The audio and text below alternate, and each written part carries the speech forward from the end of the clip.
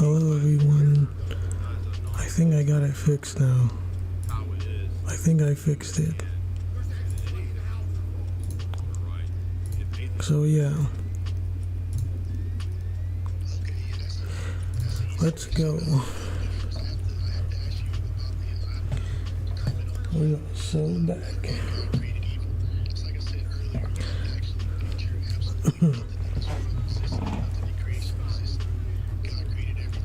Nice.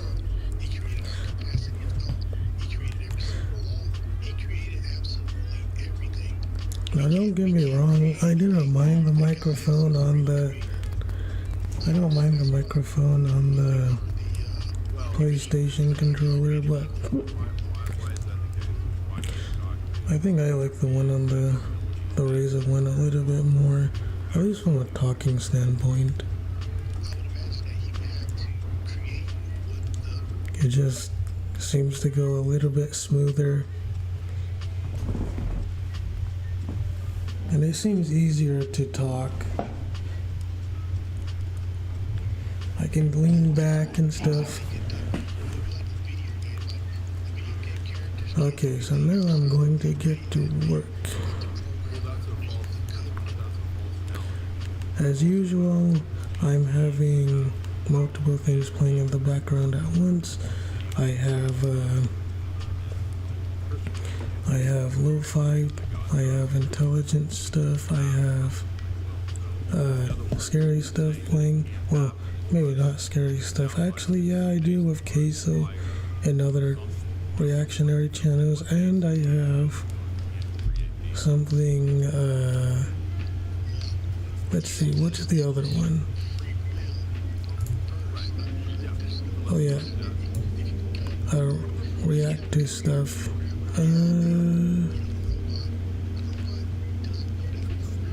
But yeah, I did this. I was doing this in the stream before, in stream 10, and I really like the aesthetics of these games. So yeah.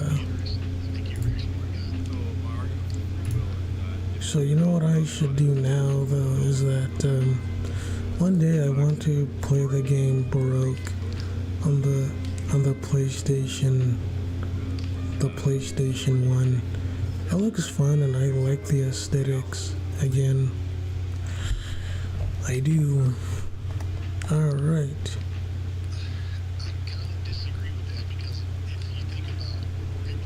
And it was, so the problem was I actually had when I went to the control panel for the Razer, I actually had to unmute, and then I just had to unmute it, and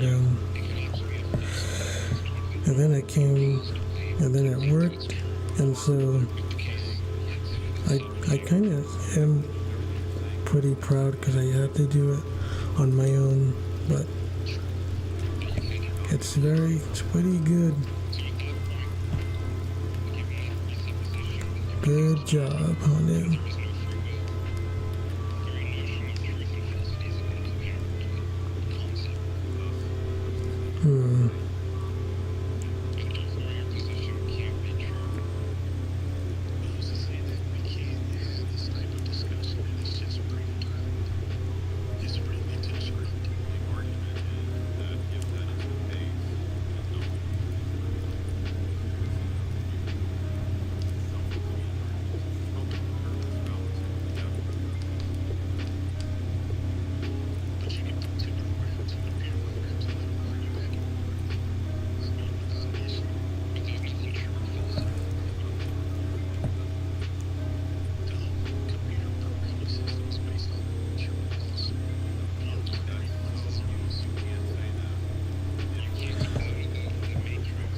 Okay.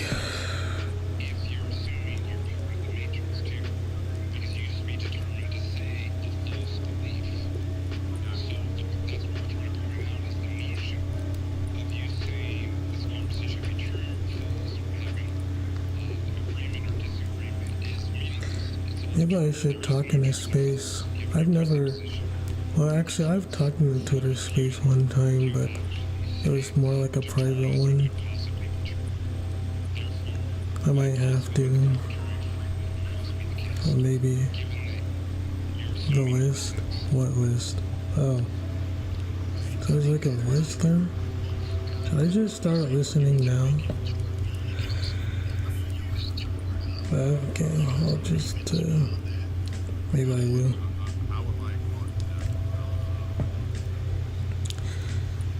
But it's not going to be...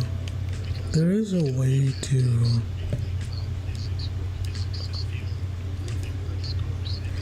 There's a way you can listen in. There's a way to listen in without the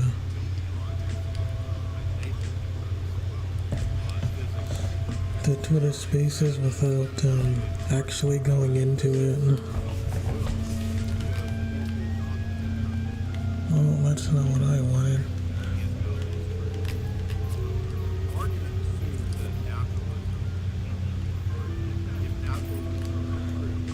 See, I didn't even know he was gonna do that. Dude, if you didn't kill me right there, then I think I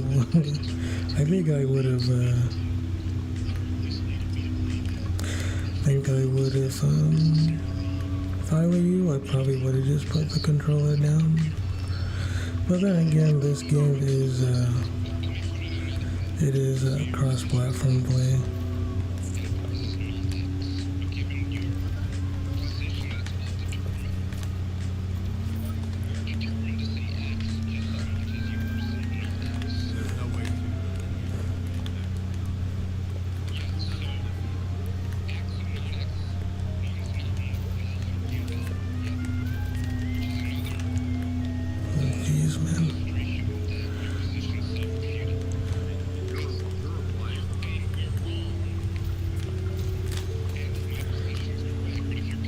There's no way I should be doing this good. Well,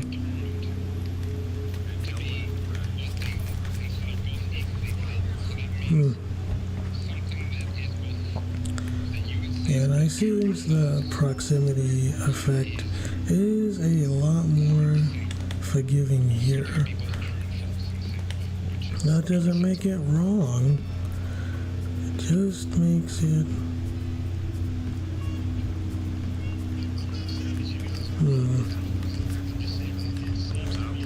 It's like, these guys are not moving. I do like this one a lot too.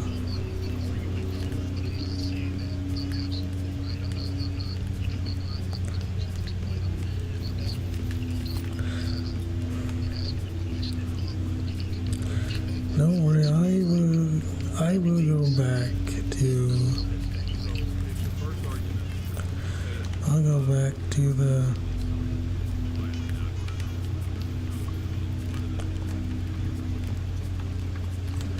I'll go back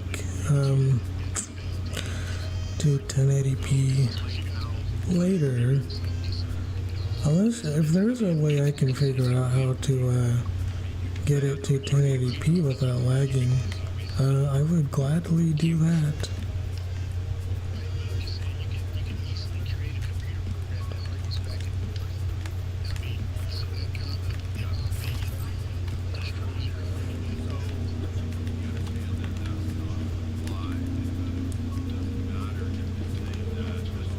Nice.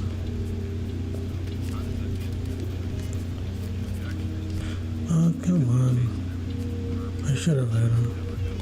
I should have done more, kind of.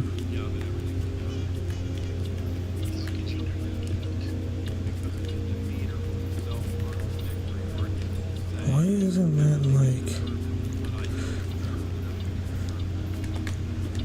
these people are like not dying now?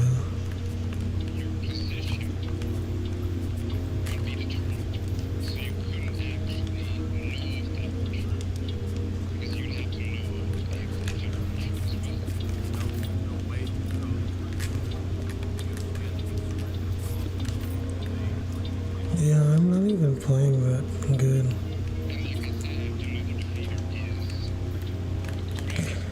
you really think about it.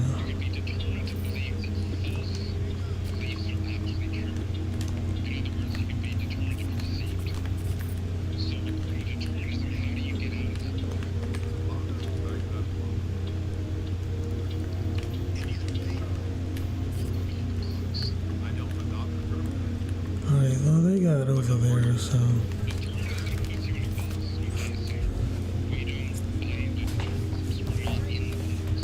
Yeah, the tables have turned, but 720p is like, it's the lowest I'm willing to go.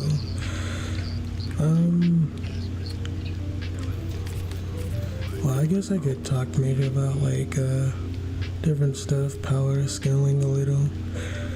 Irrelevant characters are, in my opinion, stronger than out-of-verso characters because irrelevant characters are just, they're basically above math, they're above the tiering system.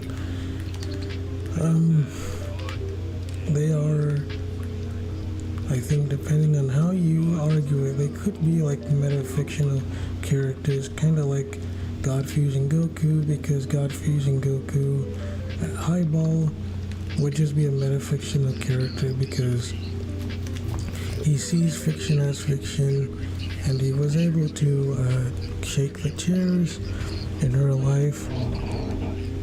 Our chairs, which is to me one of the best feats of all time by a pseudo-fictional character. He was able to fuse with the audience, but if you take that as almost hyper-literal,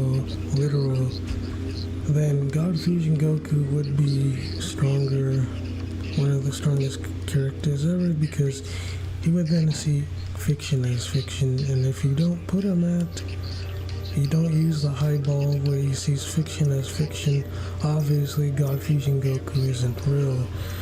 But he's as close to real as any character I think can get from a fictional standpoint. But I still don't think he is omnipotent, because I don't think there can be an omnipotent character in like any fiction, due to the amount of fictional characters that can be applied and used. And so I think trying to say that a character is like omnipotent, I think is nonsensical,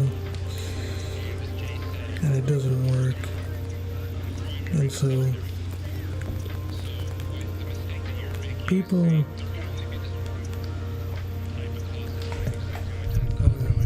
I don't think it works the way people think it does.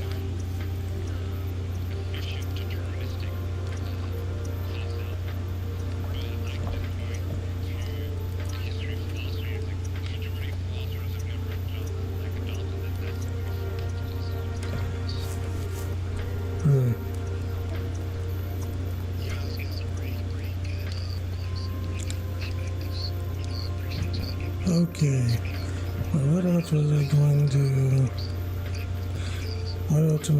what was I going to talk about? Oh yeah, characters that are irrelevant are above the tiering system, and I think there is an argument to be made that they scale to almost metafictional characters like God Fusion Goku, and I think to me it would go like this. If I had to put it like this, I would go out-of-verso, then it would go out of verso, then it would go boundless. The reason why I put boundless above out of verso is because out of verso can be scaled by math, but boundless can't. But even if you can't scale something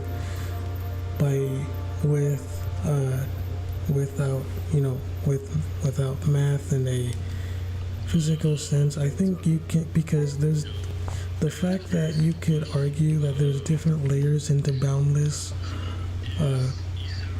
To me, it just means that it still doesn't get to the irrelevant tier, because the irrelevant tier, you start to go into theoretical territory, you start to use math that can't even be like classified as like real math. You have to almost kind of make up your own math system, but you're still using the concept of math, even if the math is just very extreme.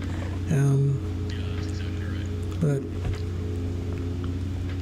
if someone wants to say that a boundless character is the same as an irrelevant character, to me, I think it's fine. I think another thing is, who would win between a boundless character and a irrelevant character? And I think the thing is that a boundless character would be at the same. It would be at the same tier. Because if you, for example, if you take two boundless characters, they're both boundless. You can't really use math. They're above the math tiering system unless you use your own kind of math. But I think that's sketchy. But to make a long story short, if you want to put two boundless characters against each other, I think you have to go with the one with the bigger cosmology. The one with the bigger cosmology wins, because otherwise it's hard to quantify which character can actually beat which character, but because I think irrelevant, boundless, and extraversal metafictional might both be of the same tier, like all three of the same tier. But I think irrelevant characters and metafictional characters are closer together, because with boundless characters you can still put them at a tier that's you can still put them at a tier that's they can still be put in a tier that's they can still be put on a tier that's actually they can actually do multiple layers into it. And I think if you can do multiple layers into boundless, kind of like multiple layers of infinity, well, that kind of it sort of breaks the a little bit power dynamic, at least for me. It's kind of like, you have two 3D characters. They both can destroy an infinite universe, right? Well, if you have two characters that are, they're both like 3D. They can both destroy a, 3D, infinite size 3D universe.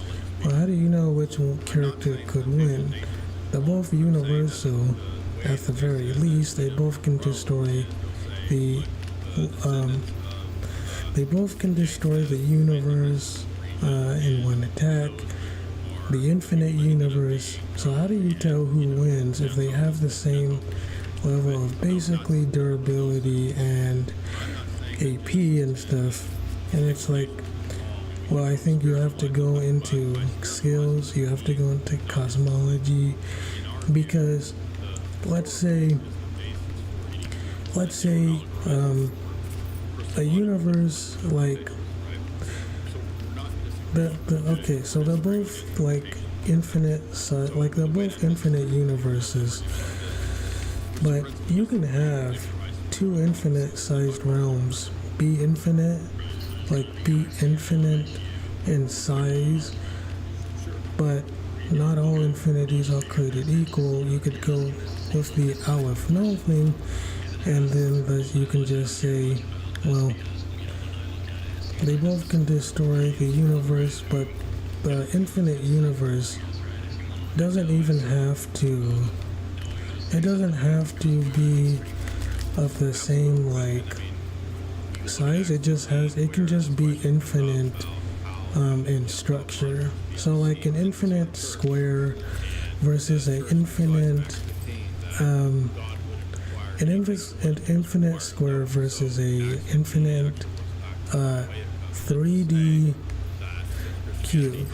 They're both infinite inside. They're both technically infinite, but one is greater infinity than the other one. And so somebody wants to say that but then again, I was talking about 3D universes. So even if you went with that argument that they're both infinite, they're both 3D infinite, and so it's kind of hard to put a 2D universe. It depends on, but then again, a 2D person could just say that they could just say that a 2D infinite universe is still just 2D. So I would just go based on who wins, is the cosmological argument. Now, how would I be able to say who would win between two infinite 3D characters? They're both infinite 3D. They both have the same AP, they have the same feats. And I would say that the one who wins, because you could have the same durability and same AP as somebody else, but they might not be of the same speed. So let's say, for example, I, as a regular human, if I had a 3D, if I had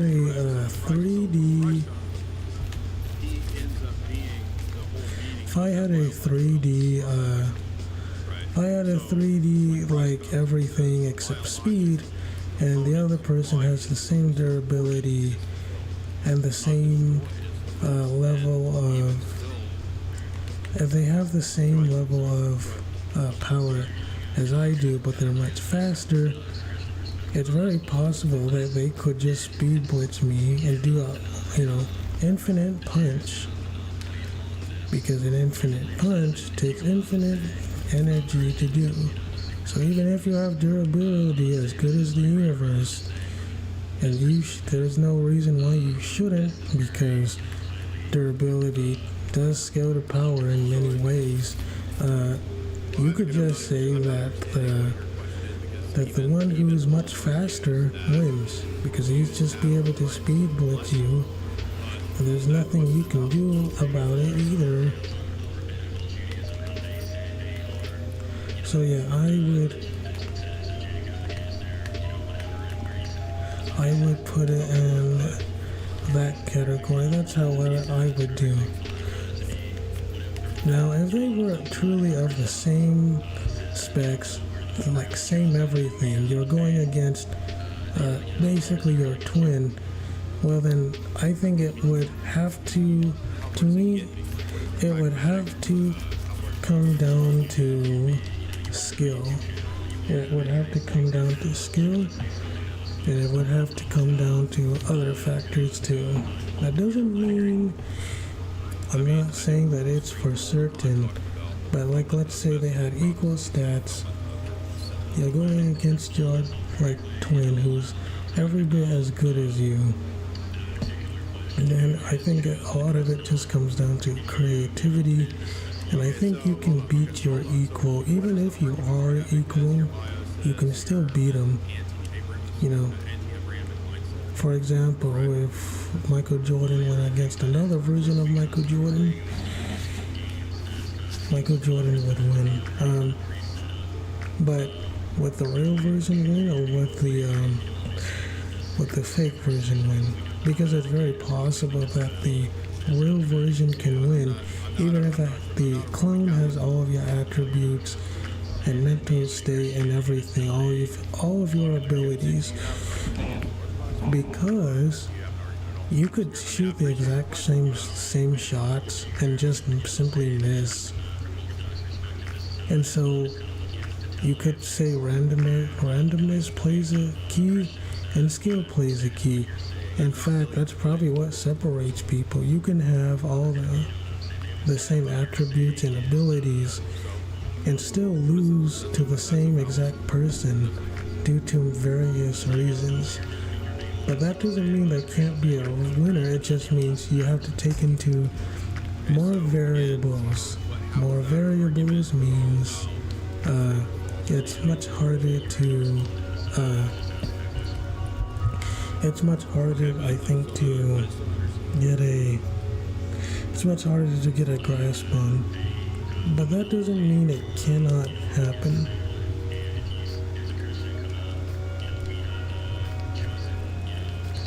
But that's what I think about that. Well, as for who's the greatest character in all of fiction, the strongest, that's kind of hard. My own character.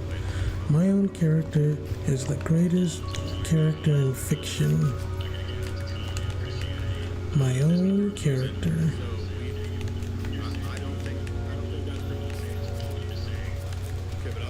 My own character is the greatest in fiction.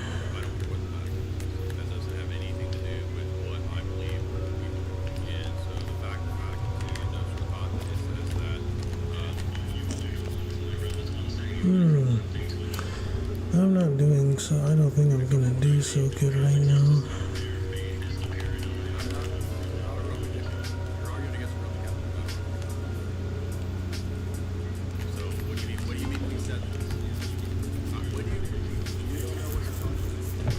Yeah, I'm not doing so hot. At least not now.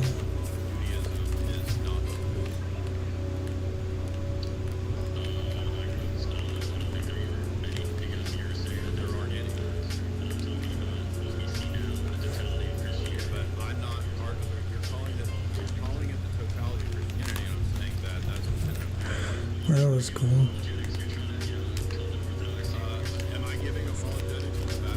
Eek. I should have died right there, though. Kinda should have.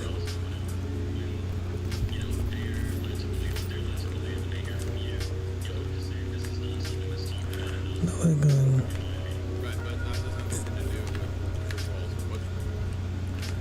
Alright.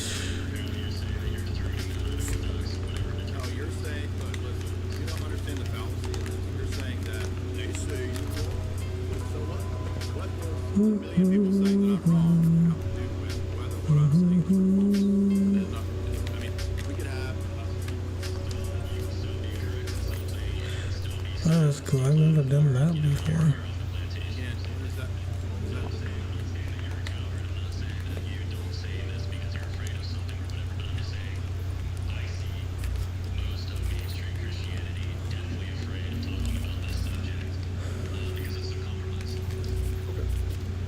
Yeah, I see why now. Because they know where to go. Map knowledge is, and FPS games do matter a lot. I'm getting my butt handed to me. Thankfully, I'm actually getting carried this game. But yeah, that's kind of what I would do. About, like, that's how I would say it. I do sometimes use the wiki, but I think sometimes there's bias there that they still appeal to consensus, and because people don't always agree with the interpretation. For example, the Sukuna thing, like, for example, one of my favorite characters, Sukuna, he's got a sword that cuts through all of existence, all of reality, right? Or at least that's what it says. Now, you could say that he's universal because he has a slash that cuts all of reality. It did bisected a big character in Jujutsu Kaisen, and so I mean it. How would you, if you showed someone and argued with someone and said, I have a slash that cuts all of reality, all of existence, and I can use it against some other people. It's like there's no reason to say that Sukuna's world's cutting slash can't actually cut all of existence. Now, I don't think it can, but you could argue with, and it's kind of argue against because there's not a lot of debunks against it. So it's like, how do you argue against something like the Sukuna slash that says, well, this slash can cut through anything and everything. It's a slash that cuts the world, or because the word can mean many things. In Japanese, the word world can mean Sakai, society, the universe, existence, reality. And there's no reason to say that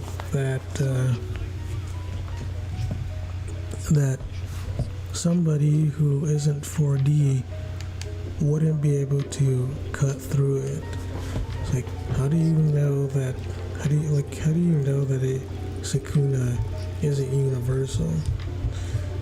You could argue that he's not universal because he went down to characters like Yuji, for example, and he almost lost to Gojo. But the thing is that he scales to people that have cut the perfect sphere.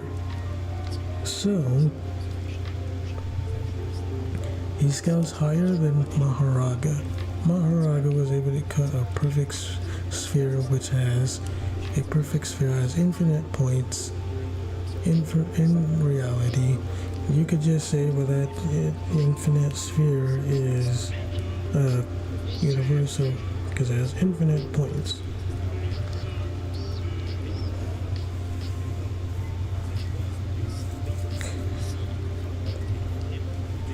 Do I think Sukuna is universal? Yeah, probably not. In fact, you can make an argument he's not only universal, you can make an argument also that he has basically infinite speed or above, because he's able to match Gojo's speed, and Gojo's speed was able to move in a realm with 0 time.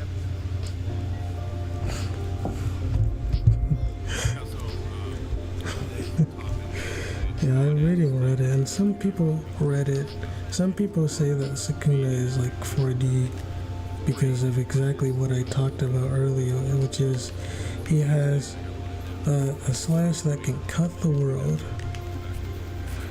or he has a slash that can cut existence. That's pretty dang powerful, I think. If you really think about it, that's pretty strong. I mean, you have a slash that can cut the world, and that's not overpowered. It's pretty dang overpowered to me. Pretty dang overpowered.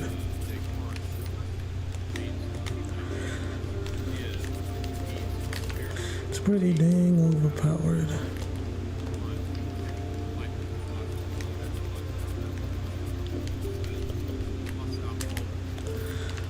Well, I don't know how you did that. Oh.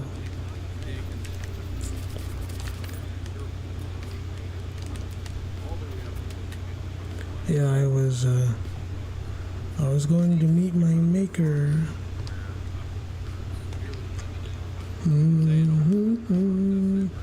Shut up. I'm getting kind of bored though. I might have to play switched and never went to nights too. Like, I'm having fun, and I do like the speediness. I do kind of wish it had the stats thing a little, like the stats, kind of like the first one, but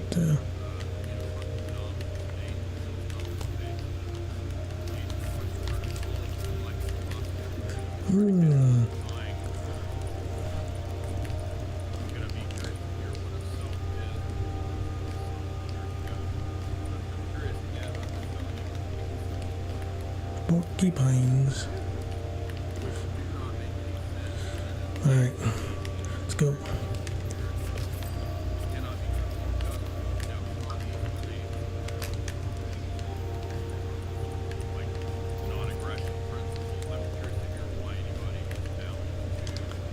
Okay. But yeah, I think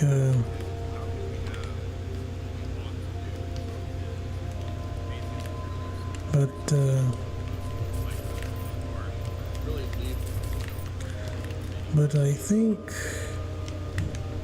think what's going on here,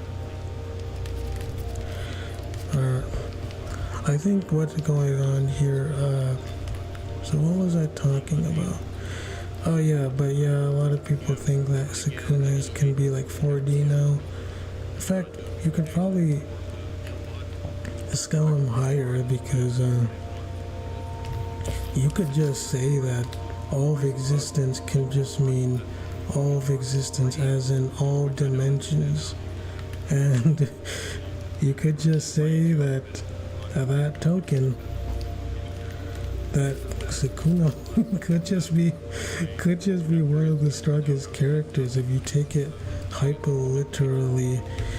But that's not just highballing, that's wank, because you're just saying, I'm just granting that all of existence could just mean all of existence. That includes the other dimensions I said earlier. There's no reason why I can't say that either. There's no reason I can't say that all of dimensions can't mean, like all of reality can't mean all of dimensions, because it's a slash that cuts the world, or reality.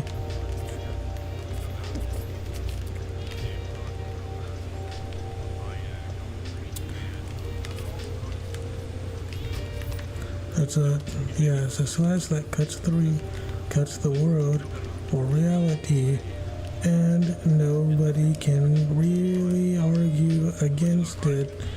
Well, I think you can. I think it's wank if you put it like that, but that doesn't mean he can't do it. In fact, I think it's even more wonderful that I think he could. I think you could argue for that, but then I think you run into problems, because you could just say, oh, well, that doesn't mean all the dimensions either, and because dimensions are in reality, is he like Autoverso? Is his word slash like in Autoverso slash? I don't know. I certainly think he might have a better chance than Saitama, maybe. Though, I think with something with infinite void, you could say Saitama reached the universal at that point.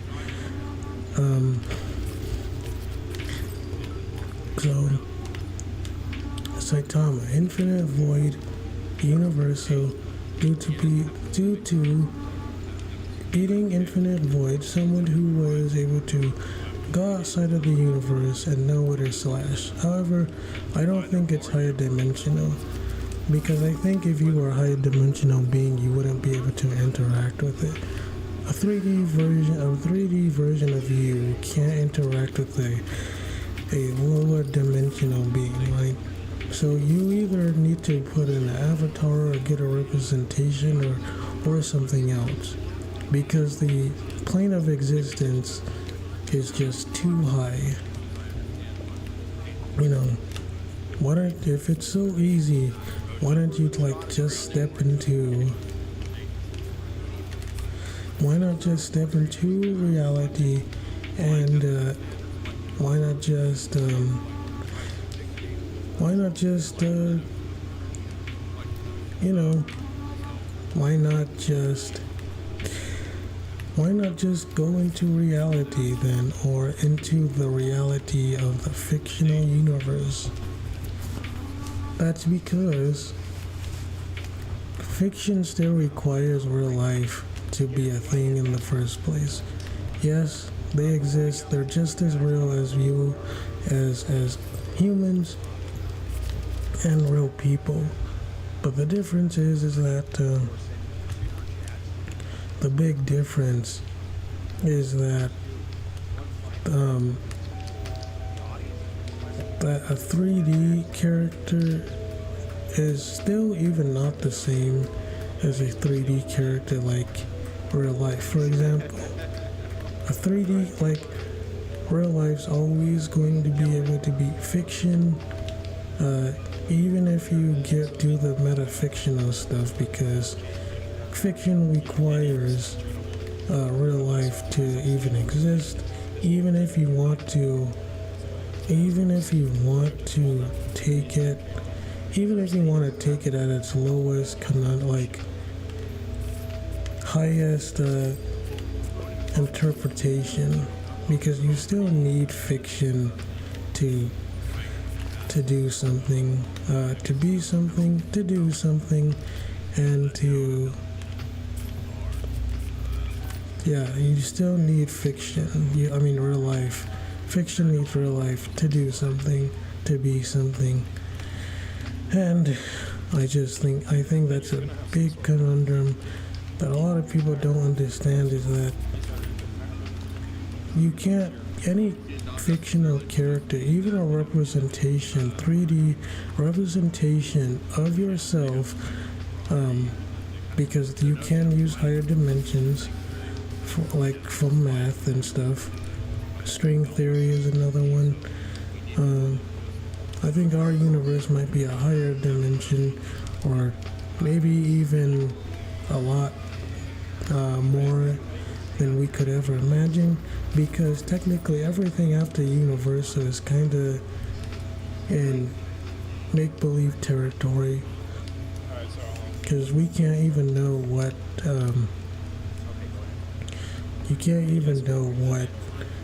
we can't even know what's outside of the universe, or if there is one, or if what if all the higher dimensions all contained within the 3D reality? Well, then that would make the universe a higher structure. And so I think it depends on what people mean. So when people say reality,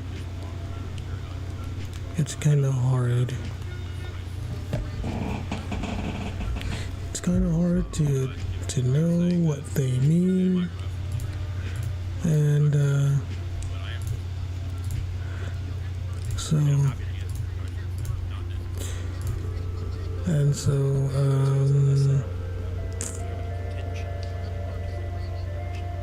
well, what else should I play then? Hey, let's do...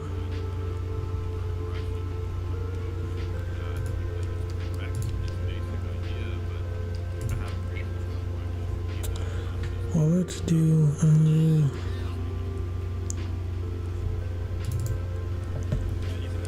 don't know. But as I'm thinking of what game I want to play, I've been okay, Left 4 Dead 2 I guess is it. So I've been so that's what I think about the power scaling. You could just say that Sakuna is a 4D Photonic Sakuna, I think, scales above Yuki.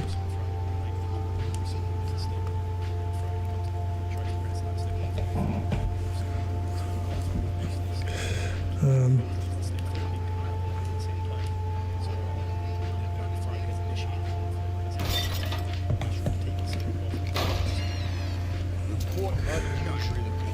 yeah, but yeah, there's the word slash.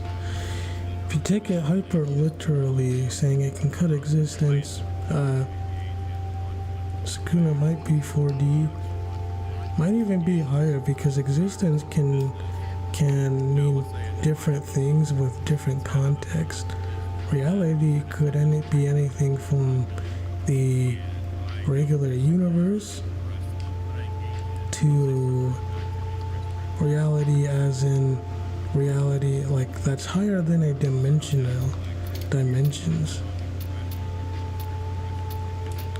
That's kind of insane if you think about it. It's kind of insane. I love power scaling. I've been doing it since like 2012, maybe if not even further. I would always argue, but it was very low tier. I would just argue and say, hey, Bugs Bunny could be Goku because of Toon Force, and because Toon Force can do anything, Bugs Bunny would win. Obviously, I don't think that's the case anymore, but at the time, that's what I was thinking.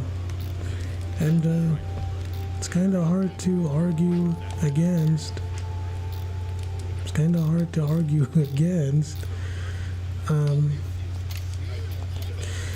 And so to talk about Left 4 Dead 2 a little bit. For the campaigns, I don't play anything but realism versus. I mean realism, not realism versus, but realism expert. Because the other campaigns, because the other difficulties are just too easy. Given my bots, the mods, it's too easy on the other campaigns. You can still go down, but it's a lot harder. But I made the AI enemy way tougher, and they already are way tougher in expert realism. But even that doesn't compare to the bots that I have. I have it to where I have 7 other survivors with me. It makes it a lot. It makes it very difficult to go down. So that's it. What's the other one? Play realism. Yeah, the other ones are just too. The other ones are just too hard. I mean, too easy. They're just too easy. So that's why I make the enemy way better though. I make the AI. Because unlike the expert realism, the other one, like, even, like, if you know what you're doing, it's not too hard. But the issue is the custom campaigns. The custom campaigns are significantly harder just because they make it to where it's very difficult for someone to... Wait, why am I starting off this? But yeah, they make it very difficult.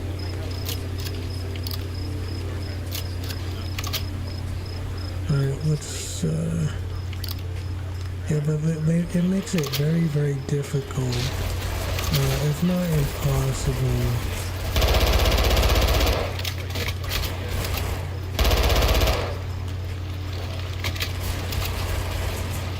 It makes it very difficult, if not impossible,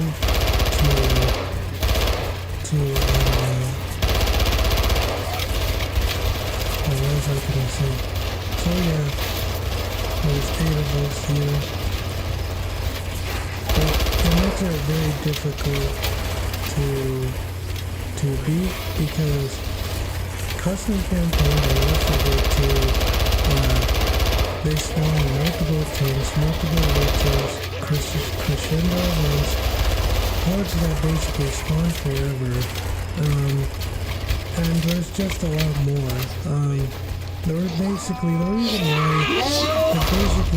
why custom campaigns and expert realism are hard to deal with is because basically they're not balanced.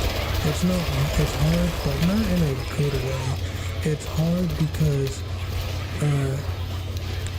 the tank wasn't meant to be spammed. Neither was the witch, neither was the hordes, neither was the crescendo events, neither was really any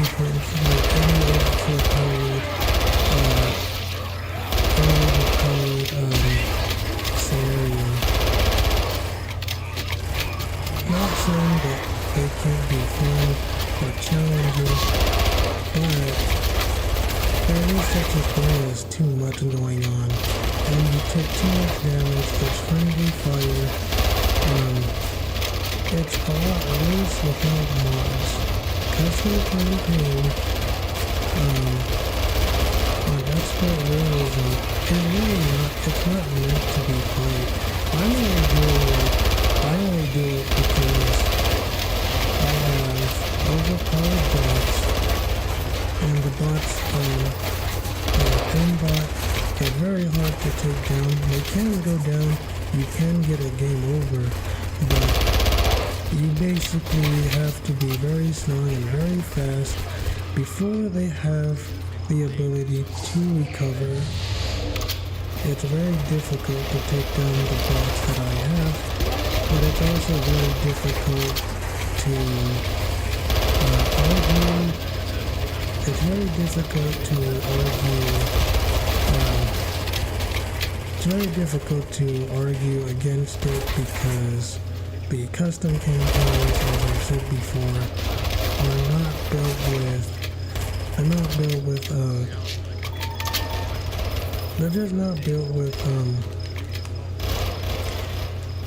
stability in mind. They're built with basically how do we screw the player over every chance we get. So that is why these are not meant to, they're just not meant to be that. It's just not meant to, just not meant to go down that way. It's also very difficult because it's also very difficult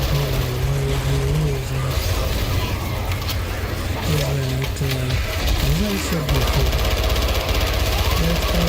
the reason why this is so difficult too is that, and as you can see, I went down quite easily.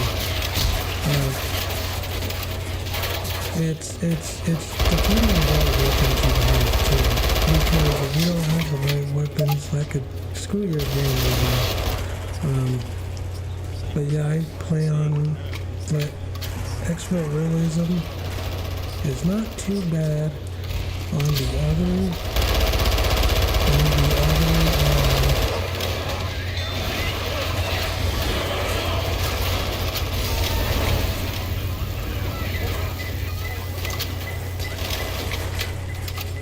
expert realism, it's not too bad. It's not too bad on regular campaigns, or even probably the Left 4 Dead 2 campaigns. But expert realism is very tough, if not probably impossible on the custom campaigns, especially if you don't have everything set up right.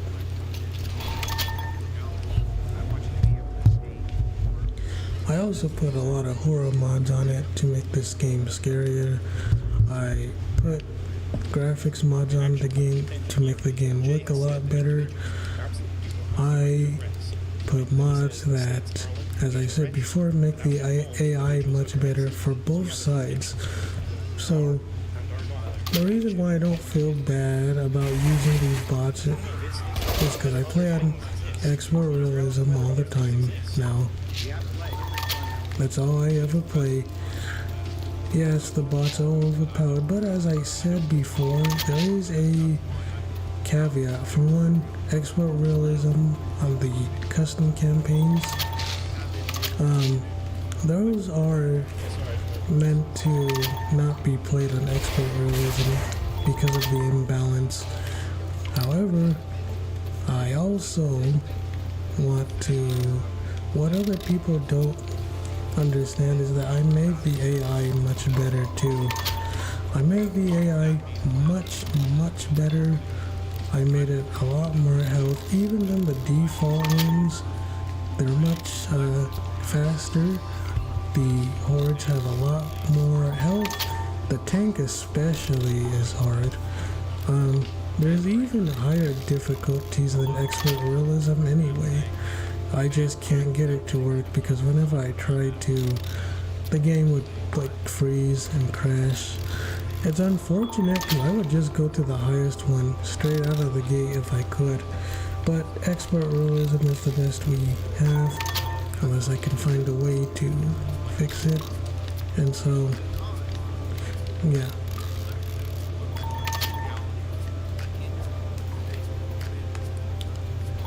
Alright. I wonder if I should use my, well, let's just use it now. I was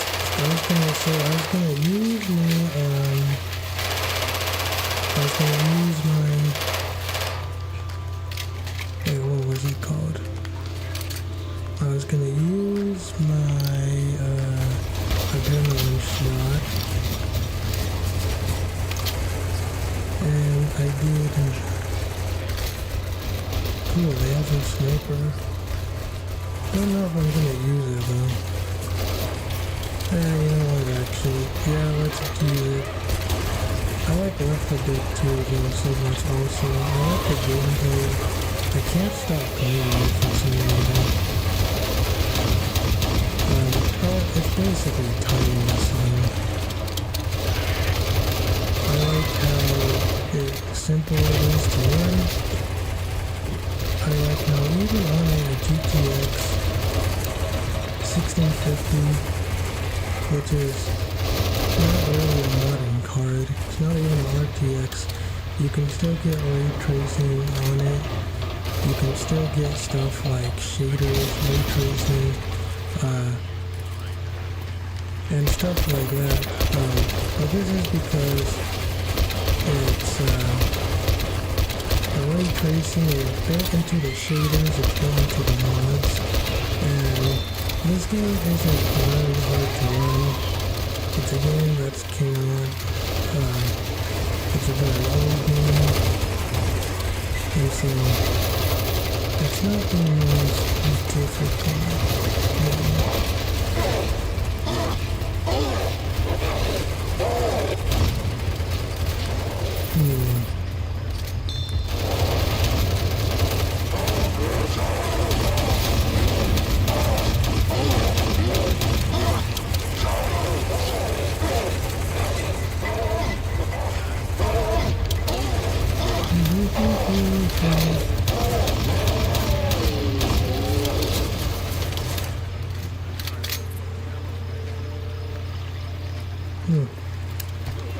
But yeah,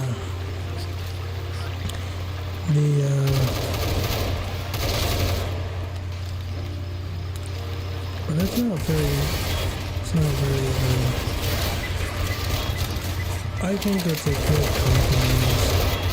It's a good compromise that I found. I play on expert realism. I play on the highest difficulty. I play with bots that basically have one bot, and then I just play with much harder AI to compensate it. So basically, I play on the highest difficulty. Both sides have pretty good AI.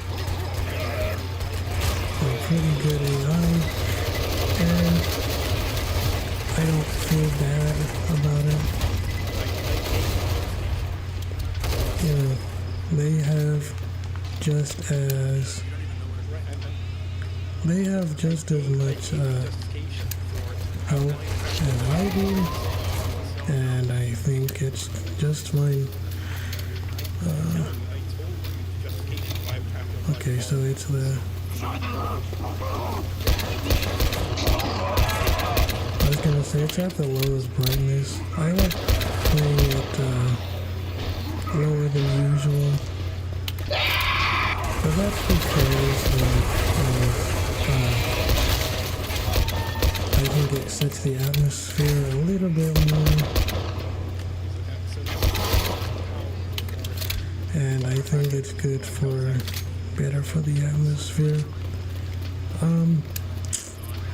There is another mod collection, I think it's called Nightmare, that basically makes the game a lot like Cry of Fear.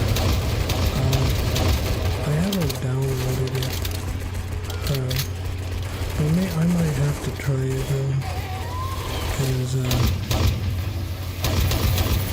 it's literally Cry of Fear if you put it into it's basically Cry of Fear if you put it into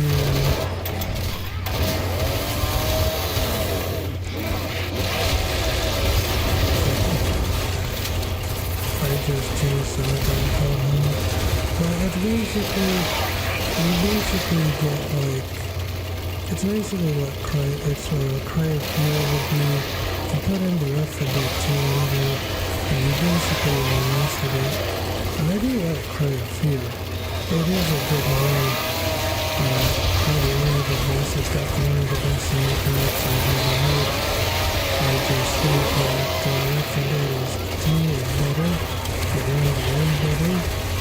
Cry of Fear is actually just a Half-Life 2 mod, which is Half-Life is a mod of Team Focus 2 or Counter-Strike.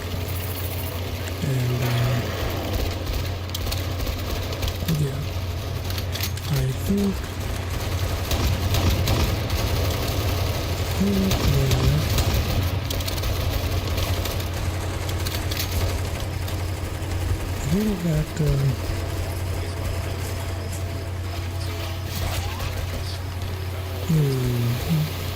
I wonder.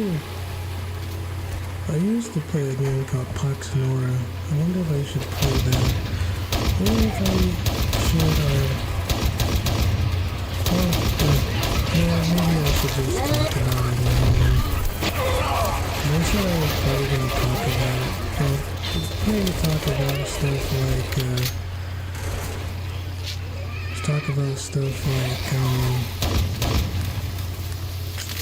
politics, religion. As I've said before many times, I'm an LDS, emo man, brown.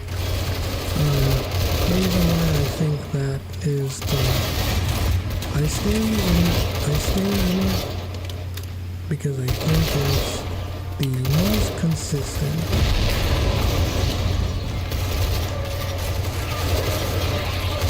I think it's the most consistent one. But I think that it can answer questions that many don't Christianity and it can't in a way that makes sense for other people. So you could say, why would God create us if he has all power and create us if we don't really have a choice and anything and stuff. Because you could just say, well, we love you, a lot of people don't accept it, and they can say, well, God's evil for doing that, but then you could just respond with, well, how do you judge evil if it's all subjective, relative, and arbitrary?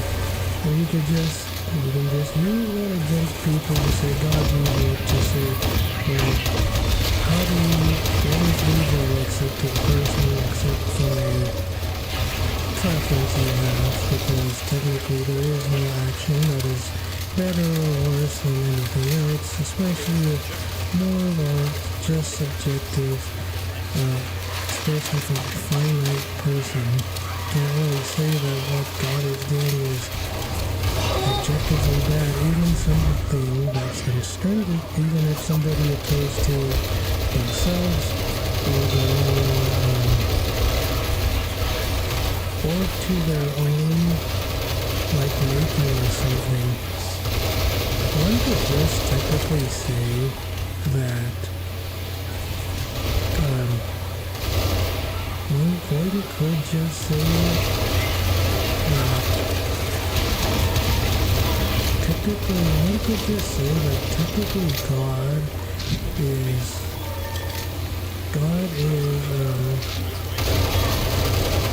just the foundation, but then it doesn't really go anywhere, because if you use something like God, if you use something like, well, God is,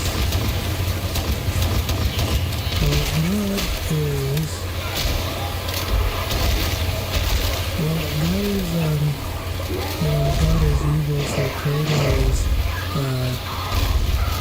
God is evil for creating his own creation, and then just sending them to hell. The issue is, again, there is no way to know what objective evil actually is of a person, and it just seems like that it's just special, like reading or something. It's just a preference, as I said before. There's no reason to even say that it's objectively evil, because even if you go to internally, something like Gnosticism that says that either you are gods, or that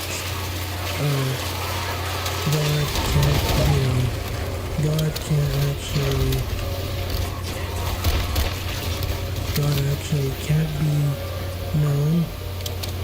I would just have to say is that how would you be able to know what God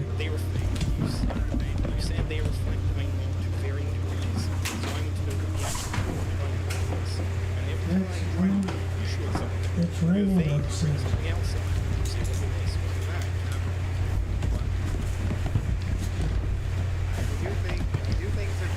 I would just say that how would you be able to know what God is evil if we can't even have a standard of what evil is, other than to what something preference is. It's just a preference. It doesn't mean anything. It's just a preference that people have. People have preferences, and then therefore you're correct, because it's all preference. It's not even a compelling argument, because it's still just dealing with the idea that preferences are just that, preferences. I don't understand why people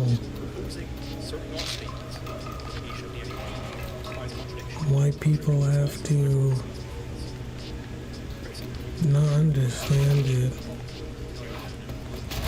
because saying that, oh well, everything is just a preference you have.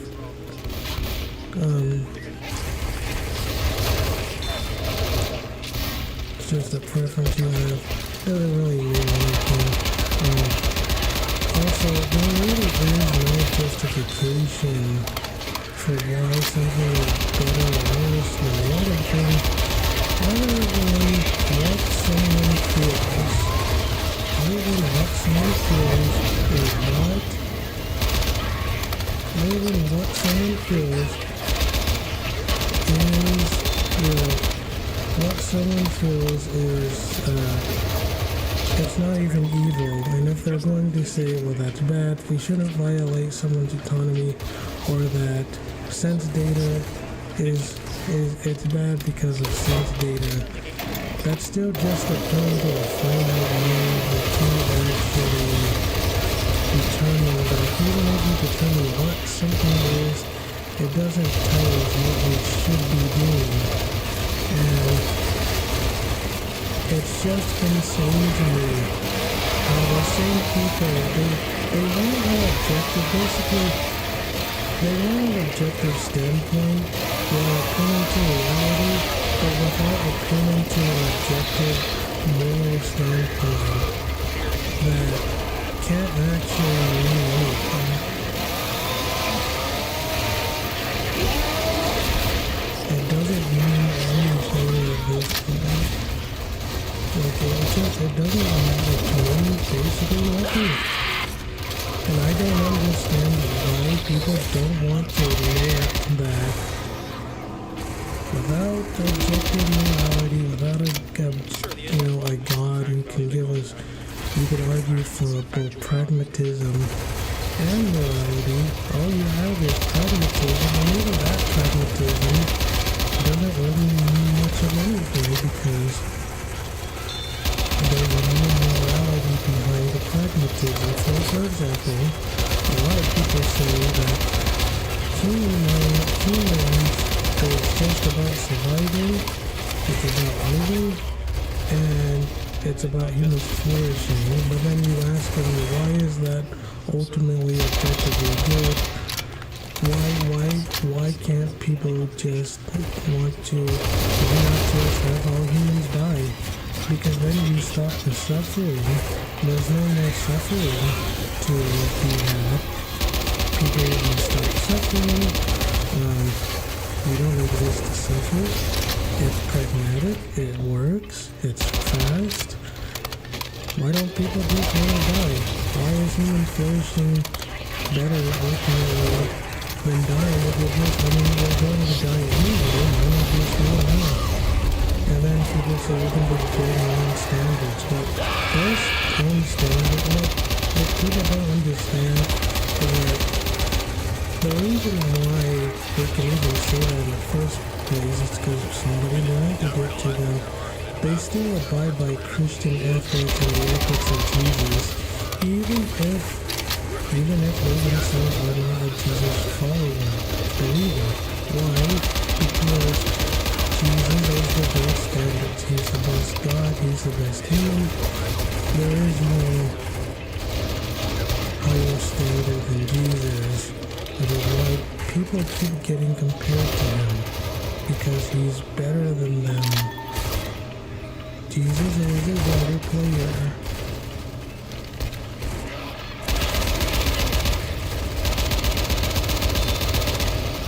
Jesus is a better player. I don't know why we could just jump down there. But Jesus is a better person. He's actually better player than everybody else in terms of the game called life. And as I said before, people really don't know. They don't know how to deal with it. They don't know how to deal with the fact that I am personally in some critique, they still falter because in their worldview, there is no better or worse. There just is. It doesn't mean anything. And trying to say, well, this is better than that, this is better than that, this is better than this.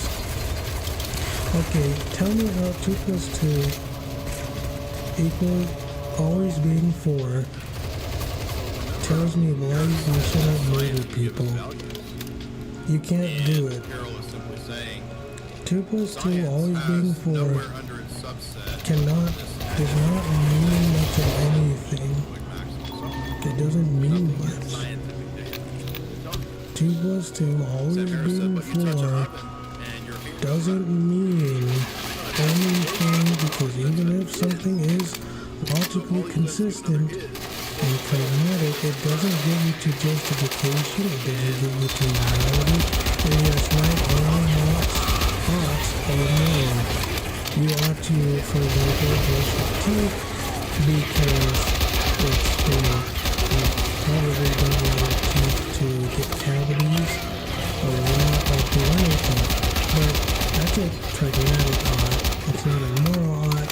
There's also an ought to you ought to do something because you just want to. For example, if a candy bar is melting, I probably ought to eat it because it's going to melt in the car, right? Or in the sun, or wherever you have it. It's going to melt. And so that's another ought. It's like you ought to do it. You ought to eat it. You ought to eat it, the candy bar. But you could also say you ought to eat it because you think it tastes good. I ought to eat this candy bar because I think it tastes good. And so there's 3 different levels of oughts. There's pragmatic oughts, as in you ought to brush your teeth. There's moral oughts, as in we ought to not murder or make life worse for anybody else. And then we ought to do something because I ought to do it because I want to. So I think there can be an ought to where you ought to because you want to do the ought, but I still think that it's still playing with kind of semantics, because most people, when they say we ought to do something, it's probably a moral ought. We ought to live because da-da-da. Okay, well, that's fine. But then the issue is not even just oughts, it's simply justification. Why should we do anything? Because if you're just going to say, well, it makes me feel good and it makes for a better society. Well, why is order and a better society ultimately better for anything? What is better from that standpoint? Well, you could say, well, it works. Okay, all humans dying works too. All humans dying works too. In fact, if everybody died, it would be better for everybody because there's no more suffering at that point. So, when people say, we ought to do something, I don't understand what it means. There's a lot of societies that are, many what people would say unjust, but they still work just fine from that, vantage point. And I just don't understand why people don't want to admit that there could be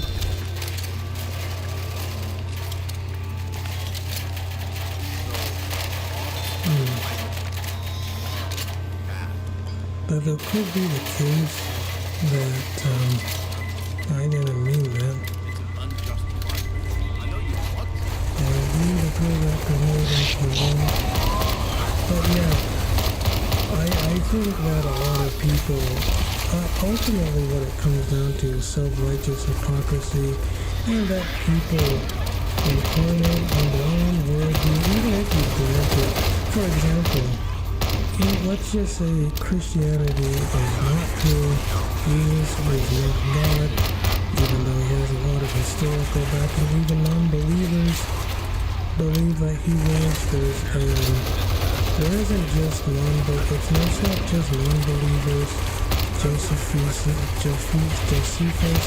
Tacitus, Only the Air, the Pontius Pilate order, and a lot of other stuff that basically come to its existence. First, that Jesus is God in Scripture. So there's a lot that people would have to deny that Jesus was a real person at all. You could say that Jesus was not God or not divine or whatever, but there was someone named, like, almost basically 100% certain that Jesus Christ did exist. So there was somebody named Jesus probably did exist. But as I said, whether you think he's the Son of God or not, that's a different story.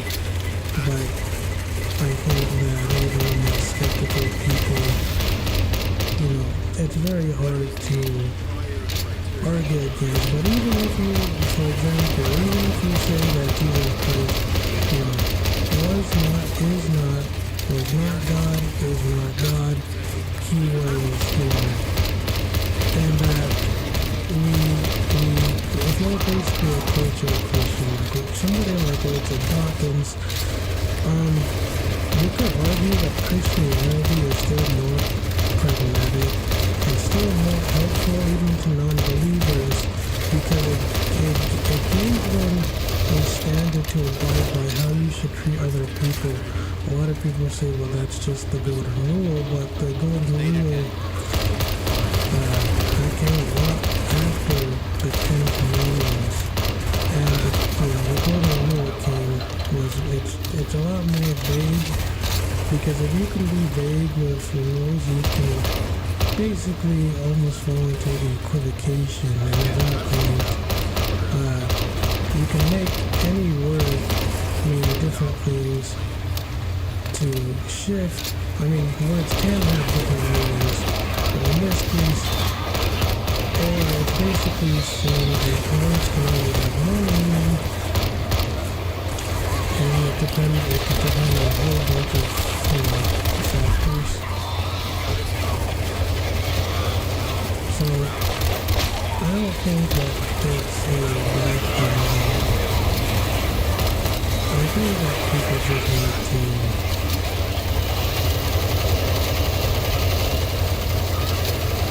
people just need to get over it.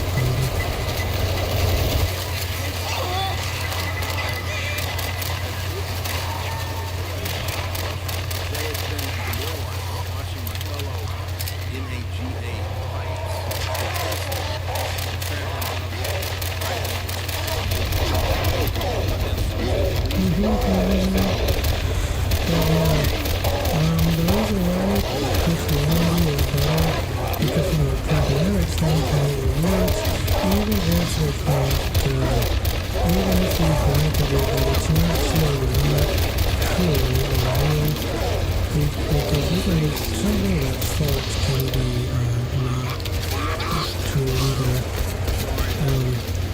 But that doesn't make it, valid.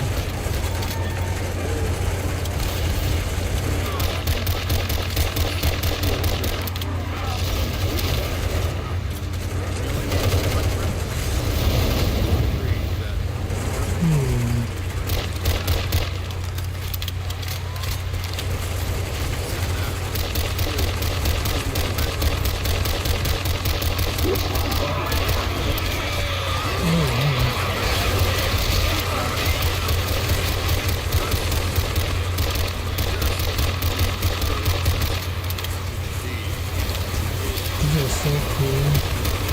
This is my kind of place.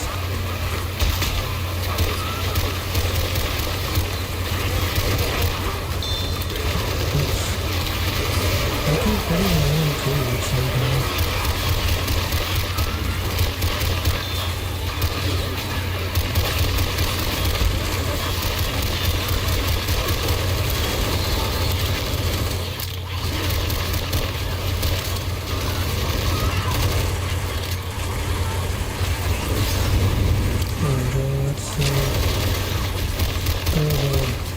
Inferno.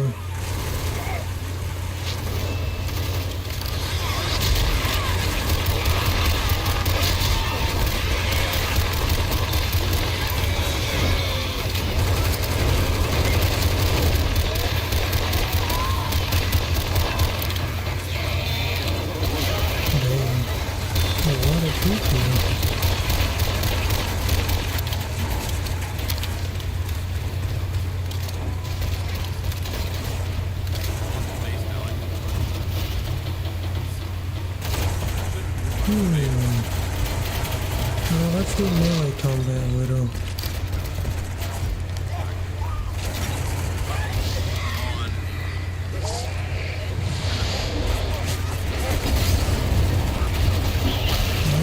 The monkey king.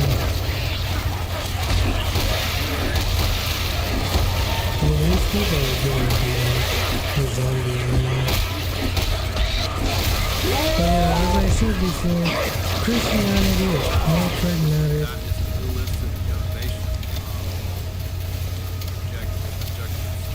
Alright, I'm gonna turn this down a little. Let's turn this down. Alright, that's better.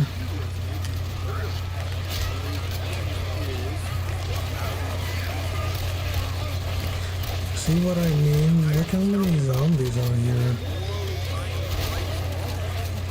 Well, technically this isn't a custom campaign, it's just Coldstream. But Coldstream is the hardest campaign I've heard.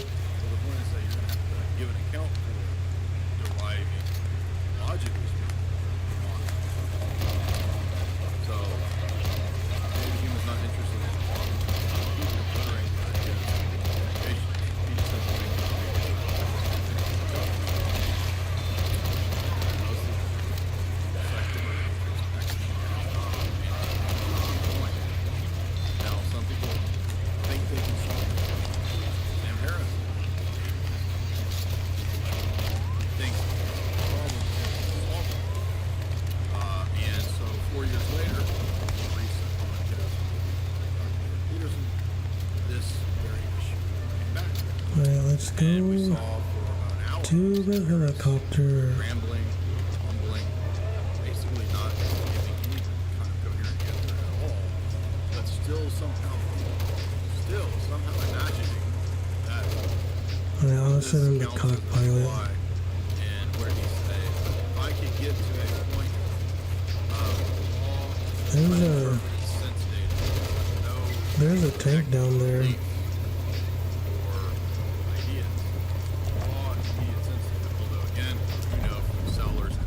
Alright, see ya. You're not ever going to get the givenness of objects without assuming that there's objects in the external world to cause you to present that givenness to you, which is the very thing that's in question that's unjustified. You're never going to get that on that paradigm, which is something you have to assume. But yeah, as I was saying before,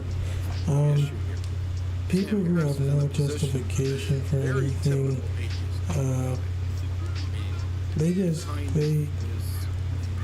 they lose the plot. They can't really argue against anything that they think. There simply is no way to. There's no way to tell. I am going to be doing, you will be doing. There's no way. If you're a determined actor, then that had no choice into coming here or being here. That means in some sense that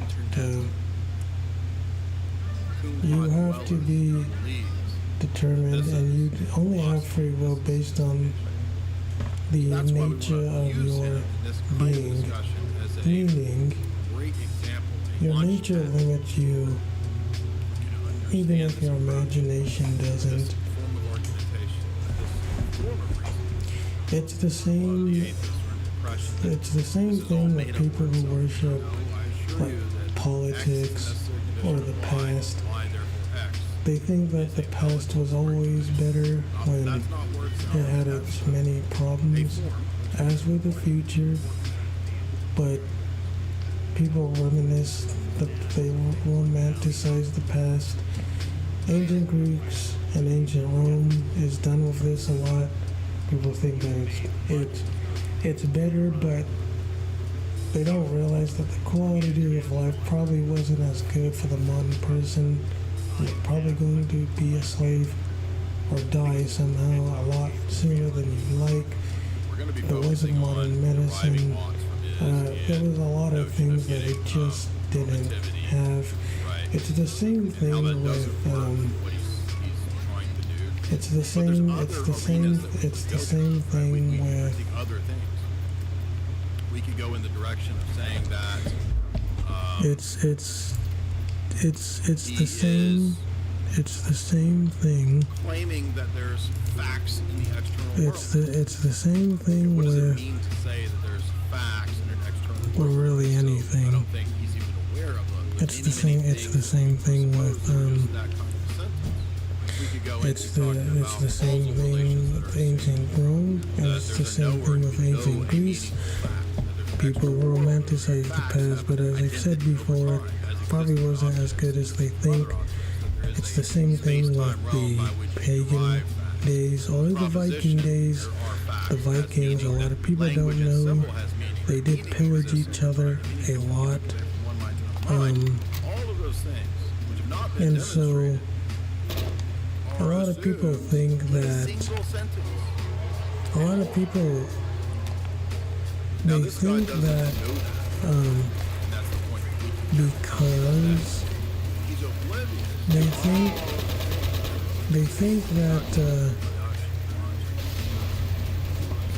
they think that you know, they believe in ancient that the ancient days had no problems, but they do and did, much like every group has good and bad people.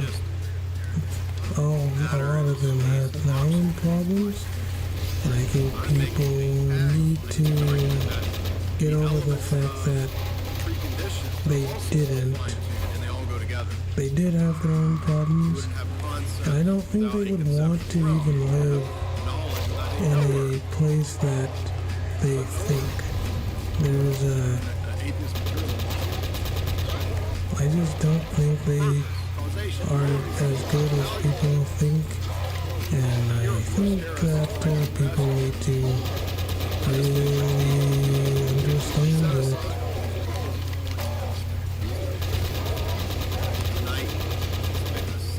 They really need to understand it. It's the same with ancient Greece. Ancient Greece had much of the same problem. They were smart, but I don't. The quality of life wasn't, on average, what it is today. Even if people don't want to admit it, it's true. And I think it's kind of hard to. It's hard to deny it.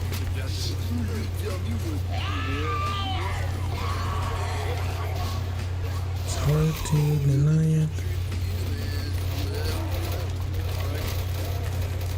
And so that's what I think. And yet then suddenly we're told how it's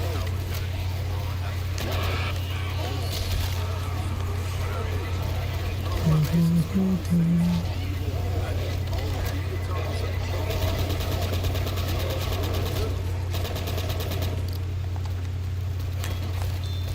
Let's listen. And everybody's always saying, But, how can we make facts simple? Yeah, when it comes to religion or how they justify something, most people will I don't think will be able to. They'll appeal to something like feelings, but then they won't give an actual reason why. Even if they use metaphysical properties, for example, a person who thinks that they use metaphysical stuff and processes. They use stuff like concepts that you can't actually put under a microscope. You can't actually prove it. And then they also use stuff like you can't prove stuff, at least not in the same way. But they still use it. They're kind of undercutting themselves by doing that. They want to not believe in the metaphysical but then they use the metaphysical, like the mind, consciousness. They can't, you know, they can't exactly understand it either, but they say they know they have it, but then they don't realize that everything that goes into their mind could just be kind of like biologically determined, and that means that they're not actually choosing, they just think that they're choosing. So they're not actually choosing as much as they think, and if they're not choosing, if everything that comes into their mind is not even them doing it, and then I would say that means that a lot of what they say can't actually be proven.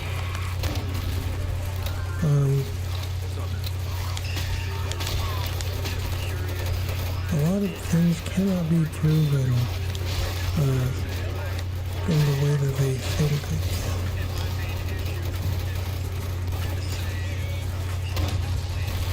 I don't know.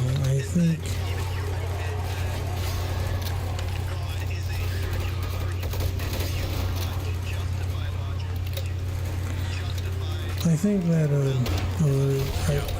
I think that people get, they think that they know or think that it would be good more than they actually probably do. Because whenever they're pushed into a corner, there's just nowhere else that they can go. They appeal to emotions, and the appealing to emotion is just it's fallacious. There's no justification. There's no even consistency, because they're still appealing to their own preference. And because human minds are not universal, especially humans, it just goes to show that it's very difficult for people to not be self-righteous hypocrites.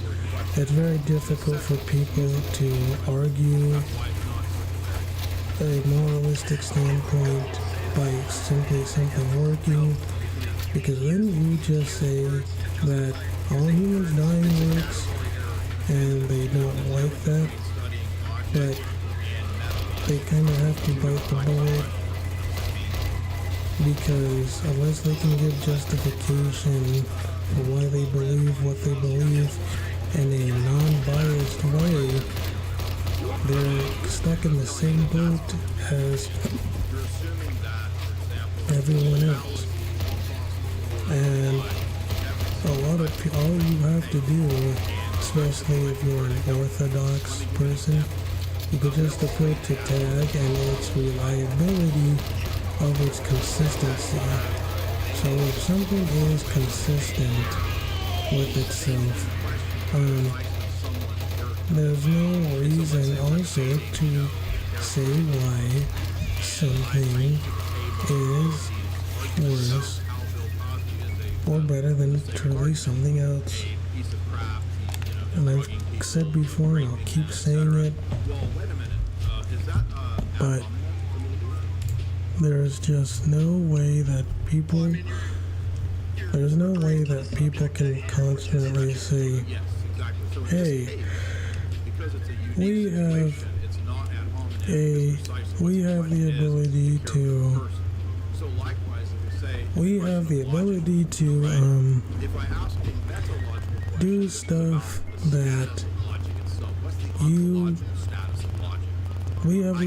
to do stuff that you can't but we're all here doing the same stuff. So it kind of sounds like you are.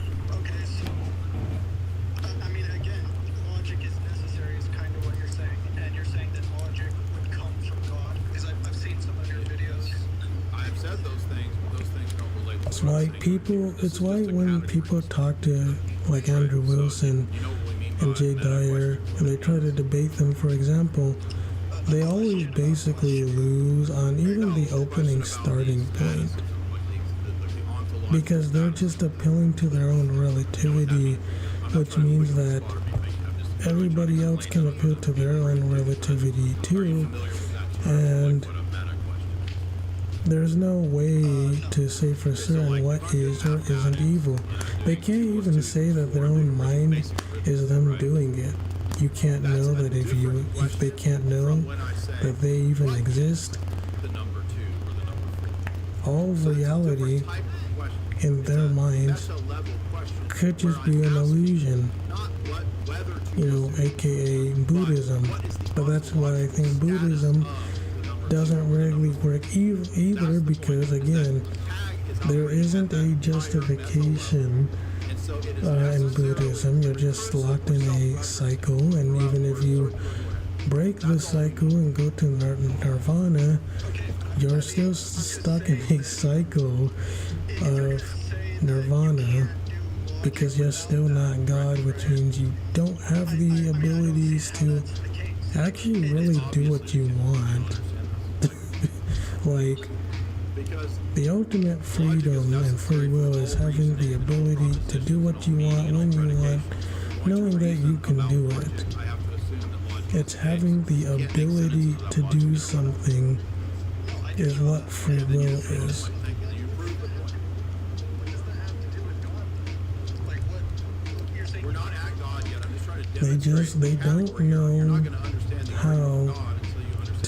They don't know how to deal with it. They don't know how to deal with it. You're about to embark on the greatest adventure in human history, a mission to Mars, and you're doing it in style. So that's my take on that. But going back to kind of the politics, and I do have an argument against tag, even though I think tag is very powerful. I just would say that, for one, how in some way is it not determinism? Now I'm not saying that it's a bad thing if God did it. I'm just saying that if God created us without a choice, knowing what we would do, because to me it's not the all knowledge that kind of leans into deterministic territory. What leans into determinism, for me anyway, is that determinism, what determinism for me is that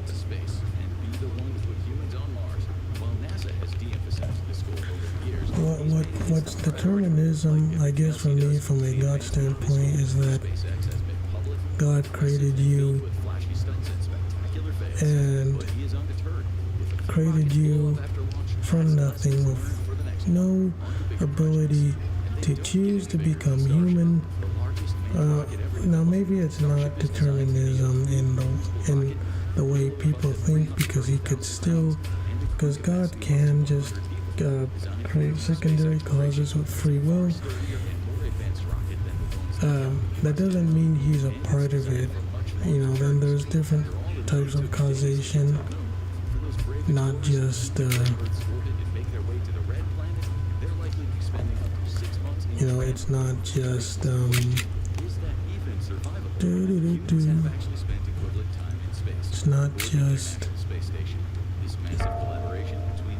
it's not just the ability to.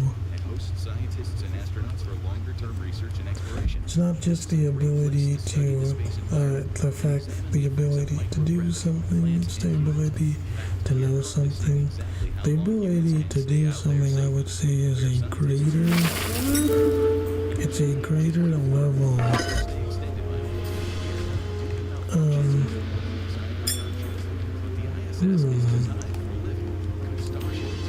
I haven't played this in a while. It's a greater ability than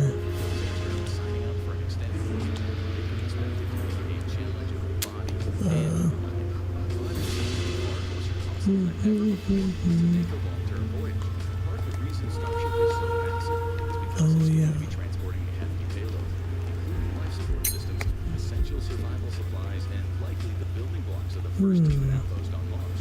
This means very careful planning, but it also provides a little room for error. Because on a journey like this, a lot can go wrong. It's a lot like the PlayStation. Starship crew I'm playing Patinora. It's fun, I think. long-distance space travel until now. Okay, so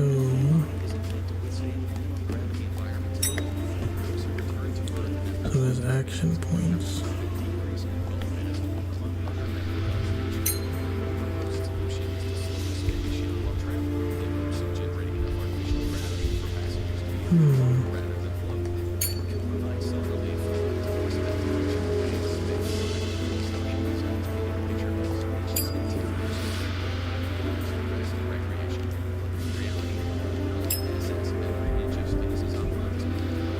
Okay, well, what should I do now?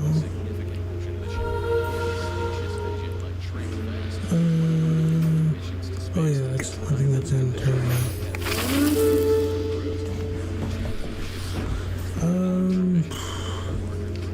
What was the other one?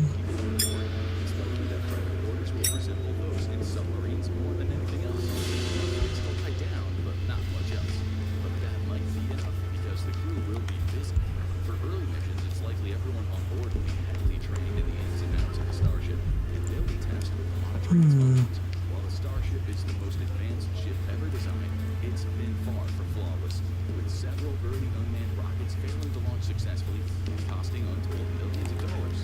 That is far better than the alternative if they were manned. The loss of the Challenger and Columbia space shuttles devastated the NASA space program, with the deaths of the astronauts cascading. The future of manned missions and needed SpaceX to step in. If anything goes wrong with the manned Starship, could be the same fate.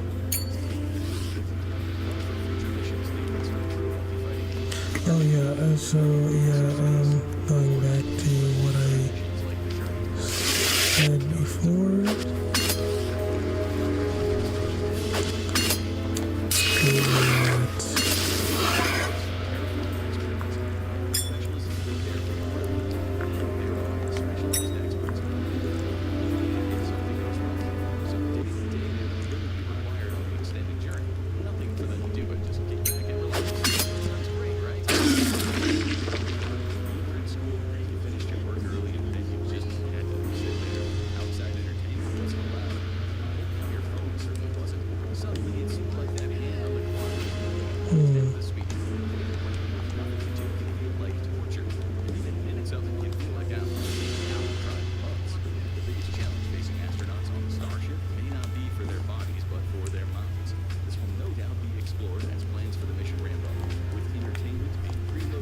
To allow them to watch movies and TV series while in transit. But there's one thing they won't be doing: watching the latest episodes of the infographic show. Internet access in deep space is a training challenge. All signals need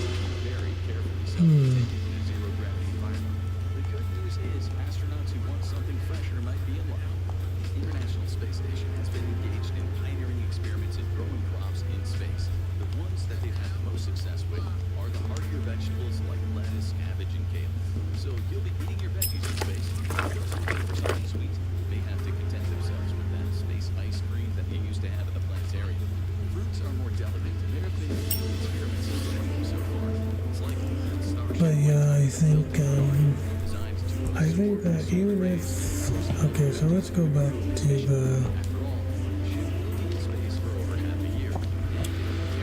let's go back to the stuff kind of I have with the tag argument. Well, it's not the tag argument itself that I have the problem with. It's just that saying that something is a constant justification for something, I don't think really means much of anything.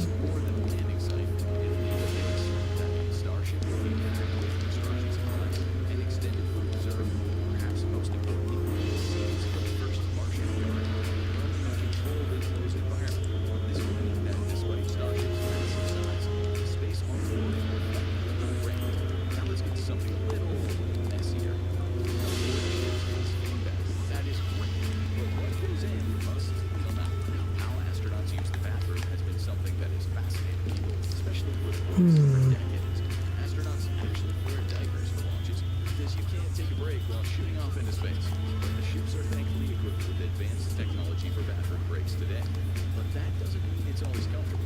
Astronauts typically use a vacuum hose for number one and a vacuum toilet for number two.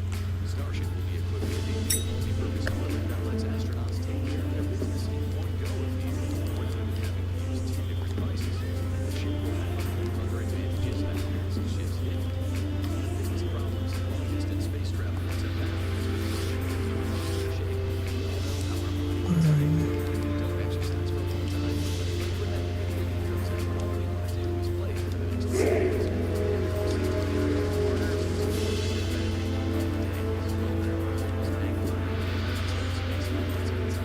So the odds are the astronauts will agree with a structured exercise program.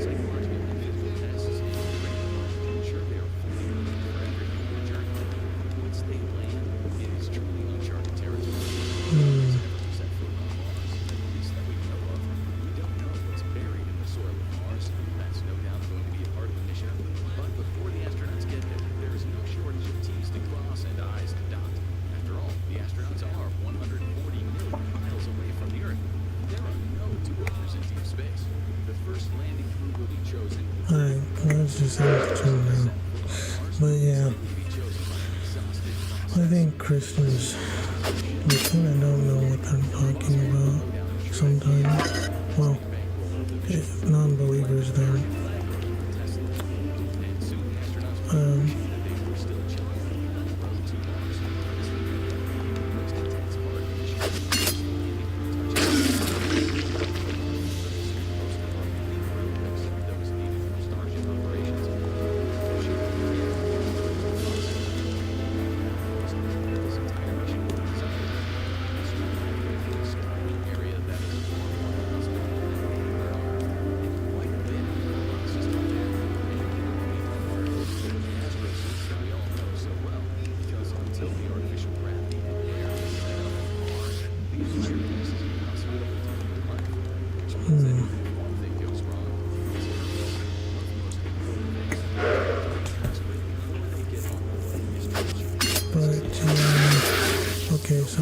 basically what my problem with this is that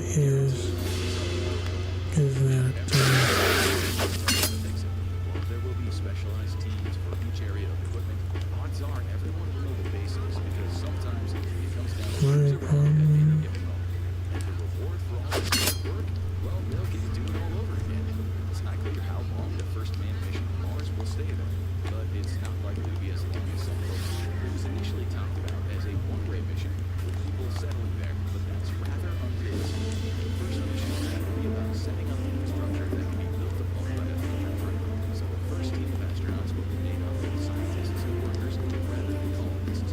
And the trip's resources will be strictly rationed so everyone will have enough on the way back. Just as long as the way there is like the mission to Mars is AP is attack points. space missions are really working Yeah, that makes sense.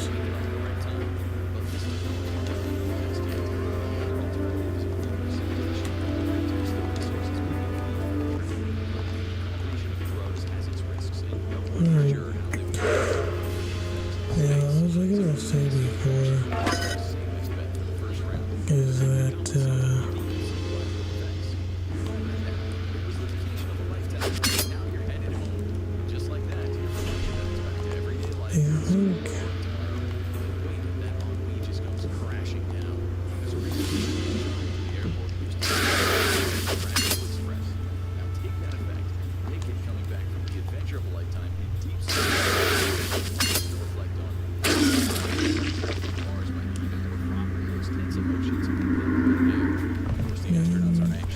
I think I am the trial. There's no doubt that when the first crew returns from Mars, they'll also be the most famous people on Earth. Just like Neil Armstrong and Buzz Aldrin were after Apollo 11. We see you, Michael Collins, but fame comes with its own challenges. NASA and SpaceX will be waiting with an army of medical and psychological experts ready to run a battery of tests before the astronauts meet the public. Ranked Face play, the huh? frenzy ahead. Because being in space that long can affect the body in all sorts of ways. Past astronauts have reported a significant decrease in bone density and trouble adjusting to Earth's gravity at first after There's return. like not a lot of This is a much games, longer trip but than it's not very popular anymore. Starship is prepared to compensate for this. Perhaps it was, but Sure exactly of how the it's body not now. reacts to a trip of this length. The only thing that is for sure is that the astronauts will be entering a brave new world, one that's very different from the world they Oh, that's cool. You can make your own deck. whether they like it or not. And it all started when they set foot on the world's largest spaceship. What part of life aboard Starship do you think will be the biggest I challenge? do like Poxmora though. Isolation or something else entirely? And if given the chance, Kind of would you like take its the one-way trip to simplicity. Mars? Let us know in the comments. But Want to know yeah, what the astronauts could be searching for deep under the Martian soil? Check out as I was saying Mars was before, once inhabited by humans, or watch how humanity will actually colonize Mars year by it's year, or a speculative look at just how big this people, project could get if the mission works out. they just don't argue consistently, and when they get caught, they either have to double down on it or they eventually have to concede begrudgingly because they don't want to admit that their position, like many others, including mine, has lots of holes and can be exploited. There's just no way it can be consistent.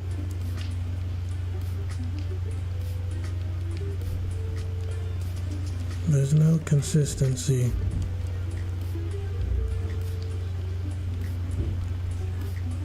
But it's also with politics and politicians, as I've said before. The reason why this is so devastating. The reason why this is so devastating is that, the historic stuff I don't have to say, but the political stuff I'll get to, and I'll probably be my last point for this stream. Because they say, like, they'll say Trump can save America, whatever that means. They say they don't worship Trump. They just think he's the Messiah. But the issue is that by saying that you think Trump can save America, you're basically almost implying a positing that he can save it. It's like he can't. Trump can't save America. No politician can, because I don't think people even know what saving America means. So I think they would have to get more specific on what it means to save America. Because save America can mean different things to different people. You can't save people from themselves because people have free will. So they can't be saved. I guess you could try to force them, force doctrine to act how you want them to, or you can just either give them incentives to do something, or you can threaten them, but then it's like they're not doing it from their own free will, and you basically have to coerce them into doing something they didn't want to, blackmail them. And I just think that it's not going to, I think that is I basically think it means that they're not being consistent either. So when people say, I don't worship Trump, they're not saying that in a way.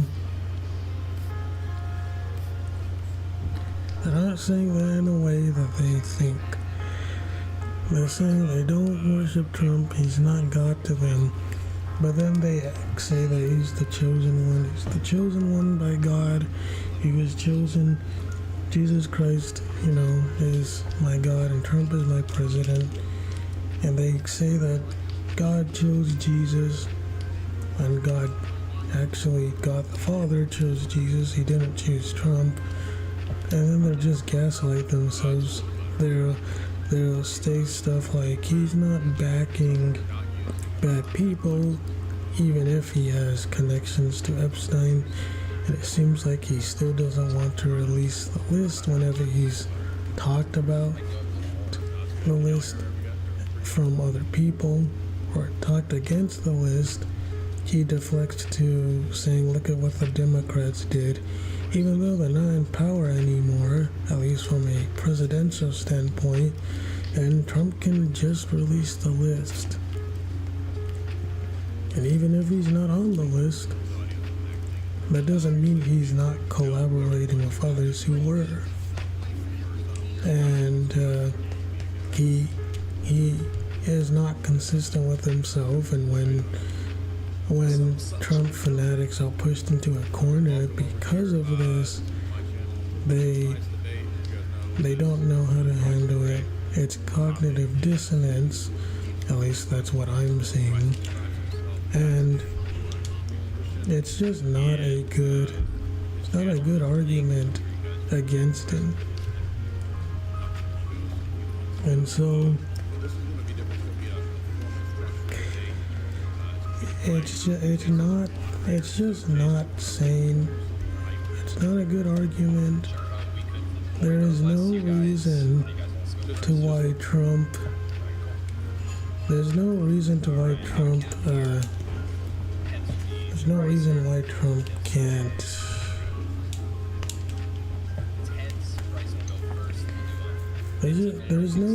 why Trump can't actually just release the list. There's no reason why people that are for Trump can't actually be consistent. And I don't know why either. I truly don't. Maybe he could. Maybe he could be more consistent. But clearly I don't think that's going to be the case. That's not going to be the case. as far as I'm concerned. So they're not consistent. It's the same thing with people who aren't Hitler fanatics. Many on the alt-right think Hitler is the Great White Hope. They think that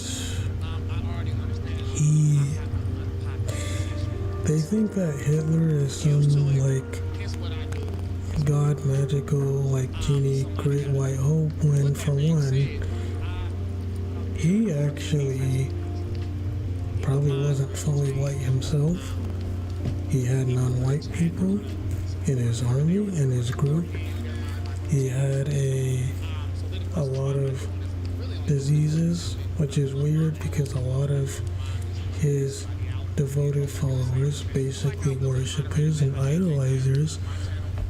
Not saying I hate Hitler, because believe it or not, I don't hate him, but I don't think he was exactly as good or consistent. He had non-black, non-white people in his group in the military. For some reason, people say he was totally against Jews when he made a pact with Jews called the Havara Agreement. And the Havara Agreement was that the Havara Agreement was basically where he would just send Jews to Palestine, which helped create the new Israel, which a lot of people don't want to get into that either. And that's very strange, because when you bring it up, they just bring up Mein Kampf. So we have conflicting reports, but he did do that. His leadership also, he made mistakes in the war that cost him the war, so I guess he must not be as great of a god as many white people think, considering he made mistakes. He did drugs. He actually had a lot of health problems. He wasn't consistent. He had non-white people in the army, which I don't think it means he hated necessarily other races, because he shook a black person's hand. I think it was something Owens, maybe Terry Owens or something. I don't know. But there was some black guy that got, I think, first place in the Olympics as a runner or something. And he shook his hand.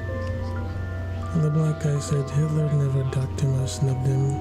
It's like, so I don't think he does, but that is something to bring up and note. And the other thing that a lot of people are not, a lot of Hitler fans do not like it when you bring it up, is that when you bring up something like Hitler and how he not only was not consistent, the way people think, he was not consistent in the way that I think people thought, and I think that many people, the biggest cherry on top for Hitler fans is that he killed Polish people and he sterilized a lot of German people. These people were full on white, and here's why him and the Nazis did it. They did it because if you had a disability in any way that would stifle his great career or creativity, they'd probably just kill you because it'd probably be a bad look for them. In other words, Hitler was not consistent with that either, and people want to say that he was when he wasn't, and he wasn't because ultimately I think he did care about his own people, but this careness only went so far because he only cared about you even if you were white, if you were useful. Heck, he wasn't, I don't know if even if he was voted in, there's probably some corruption going on there. Probably some corruption going on there.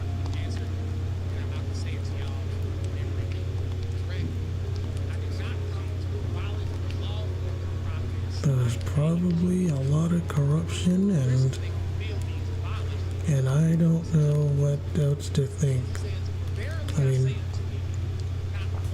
when you point this out, they'll call you the N-word, which I am. I don't care. I just care if they stay on topic. But they really can't. It's just cognitive dissonance. And that's ultimately what it is at the end of the day. It's cognitive dissonance, and it's people being just self-righteous hypocrites who have cognitive dissonance and are not consistent. And that's all you need to say, and then for them to probably admit deep down that what they're saying and doing is not consistent, because it's not consistent with the beliefs that they actually have. Because if it was, they would look into it more and just say, hey, there is a lot of stuff that is not consistent with everything else that I'm saying or I believe. So why is that the case?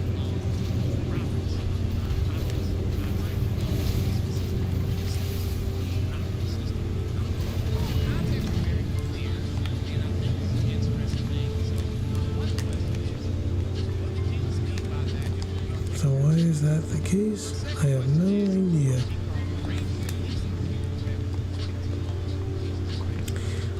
But there needs to be something done, because if they don't, otherwise they're going to fall into the same holes and same traps over and over again, and these people they won't know how to get out of it. They just continue to deny reality, even if you can have good points and still admit that the leadership is flawed. For example, I think Joseph Smith is a prophet of God. I'm an LDS Black Latter-day Saints, and I probably always will, because I think it makes the most logical sense. However, that doesn't mean I always have to agree with the interpretation of Joseph Smith or the leaders. I don't think that needs to be the case. I don't think that has to be the case. It's okay to have your own interpretation of stuff.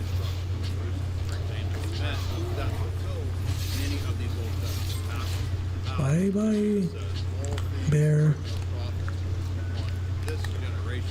But I think it's okay if there's just a level of degrees of separation. You can believe fervently, you can have your own beliefs, you can even agree with some of what some people think and say,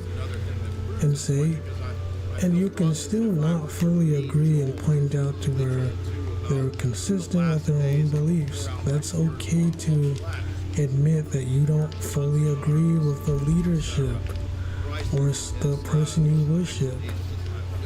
Now, I think the thing also is, like, people disagreed with Jesus too, and you can do that. You can do that. But the difference between disagreeing with Jesus and everybody else is that Jesus knows what he's talking about more. He was never wrong, and the reason why disagreeing with Jesus is different than disagreeing with other people is that Jesus was always correct. He's always correct. And I'm not just saying that because, oh, well, look at, he's God, so he can always be correct. No, he was correct about how other people would use their free will. So he's kind of an exception to the rule because you can disagree with him. It just won't go that well for you. And Jesus, when he was disagreed with, he didn't complain or whine about it. He just accepted that people have free will and some people are going to disagree with you. That doesn't invalidate or validate your position necessarily. It just means that what you're doing or what you believe is something different and it's not necessarily the same thing. And that's all it is. And if people want to think that way, if people want to say that you can't actually Bryson's statement about the history. If Bryson is going to argue that his chief contention is Matthew 5, the actual this assumes, yes, that Matthew is an authoritative text. But there's nothing in Matthew's gospel that tells us that Matthew, the disciple of Christ, wrote the book. So if people want to say that, In fact, I think that people are just afraid to go against the norm because of how they'll be perceived by their peers. But they also want vindication because they're afraid of being alone. They have the inability to be alone, and they constantly seek validation because either they don't have enough self-worth or it's just materialism, when all you need is yourself and you need Jesus. Why do you need anything else other than yourself and Jesus? Jesus will never betray you. Jesus will never, he'll never betray you. He'll never betray you. He'll never, he will never go away from you. And I think that, that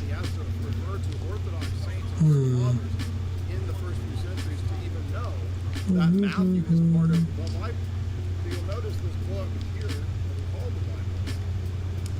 It's made up of many, it's a book of books. But this didn't fall out of heaven into Bryson's lap. It didn't come to him. In fact, it came to him historically. It was transmitted and passed down, much the same way that the Jews transmitted and passed down not just the written Torah, but also the oral Torah, which Jesus refers to in sites and in places. And so, yes, my first challenge is that Bryson can cite passages, but I need to know why, on his view, I'm supposed to accept it he has access to or a basis to know the right canon. If he's divorced from the church who made the decision to present the canon, and he's correct that the early witnesses to the canon accept is African confirmed by Rome.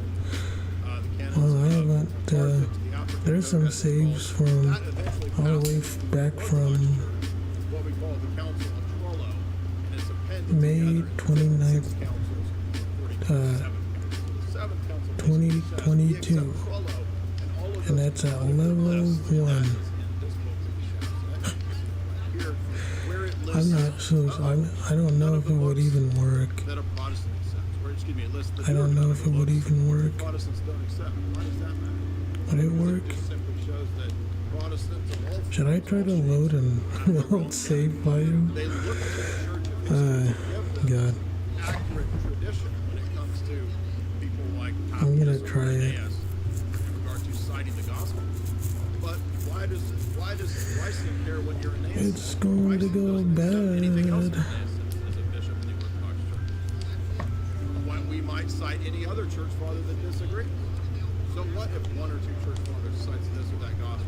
That doesn't tell me which one I'm supposed to follow, especially if it's look at the canons, and there absolutely are. You get multiple lists of canons in the first 6 sentences. Well, look at this. Now let's get back to the Bible itself. The Torah was Oh, this given is, to Moses, but in the Torah, disputes are assumed to be talk about old. for Israel, and so Moses set down a pattern of how disputes would be solved. This is the elders, this is the high priest, etc., who are put in place to make Yeah, that's very old. ultimately. I don't know if I'm gonna save over it though. 1. This is why we see, for example, the laying on of hands in Joshua in Numbers 7. This laying on of hands and transmission of authority in the Old Testament is precisely what Jesus does as the founder of the true spiritual Israel, the fulfillment of historic Israel in appointing apostles, which he says in Luke 10:16. He who hears you hears me. That means that succession of authority No, that Christ has, Skyrim is a that, by fun the way, game, he though. gave the law to Moses because he's the one that spoke to Moses. In John 5, especially when we get through John 5, 6, 7, 8, 9, There's no reason why. his argument against them is that no one saw the Father in the Old Testament. In Exodus, when there was the manifestation of God at Mount Sinai, that was not the Father. He says it was Okay. me. Moses wrote about Let's me. go Moses into and Abraham believed in me. the house, the So he's breeze zone, identifying himself with the manifestation. and then If you go back to Exodus 3, okay. Exodus 20, Oh, it's my spider. I will put my name on the Hi, Lydia. What's going on? Lydia. A sweet roll.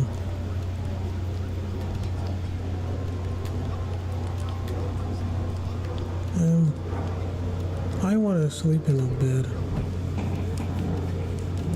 I want to sleep in a bed. Okay.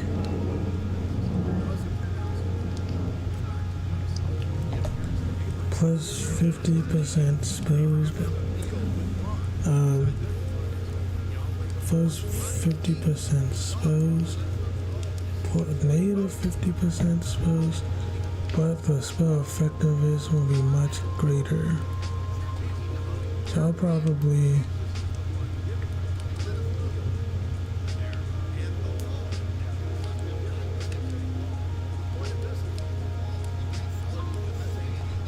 none.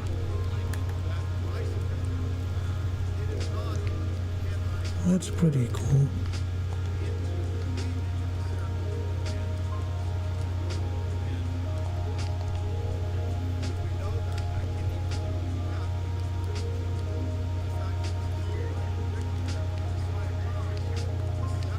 Okay. So this is a good send off, I think. It was fun. I'm glad I got my mic working again, the Razor one, and it was a fun time. I hope people had fun. I hope they had a good time. I like my streams. I didn't used to, but now I do. Remember the ultimate thing, if I had to end it off with a note, it would be this. It is better to be Christ-like, I think, than to believe in Jesus, at least at the start. Just try to be Christ-like, try to get along even if you disagree. It's not a big deal to what people say. It's not a big deal for what people think. It's not a big deal for what they believe. You should care more for what people do. What people do is more important than anything else. And people need to learn to be alone. they have to understand that it's okay to be alone. Try not to get offended. Try not to take things personally if you can.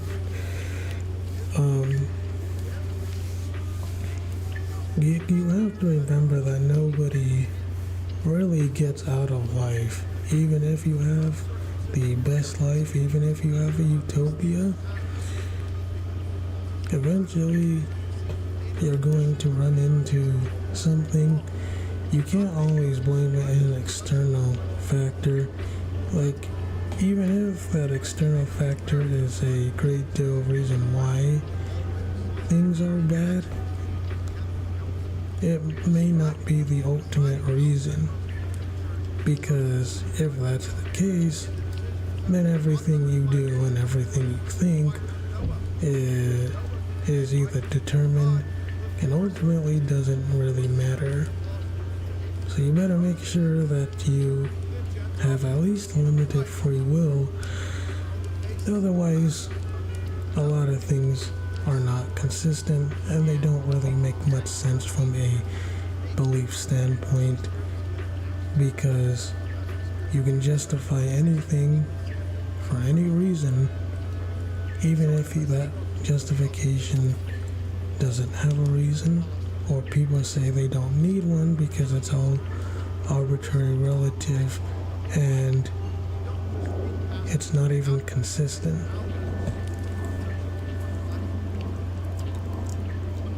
So even a justification being consistent with itself or being consistent with reality still might not mean that the justification for that consistency still might be limited by a arbitrary, finite being, even if it is consistent all the way through, because something being consistent logically wise and something being consistently pragmatic wise doesn't always mean that consistency or justification is valid when there's something else that contradicts it with something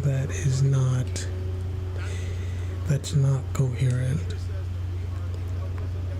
And so people, I think, don't know how to get out of their own way in terms of beliefs, in terms of knowledge, epistemology,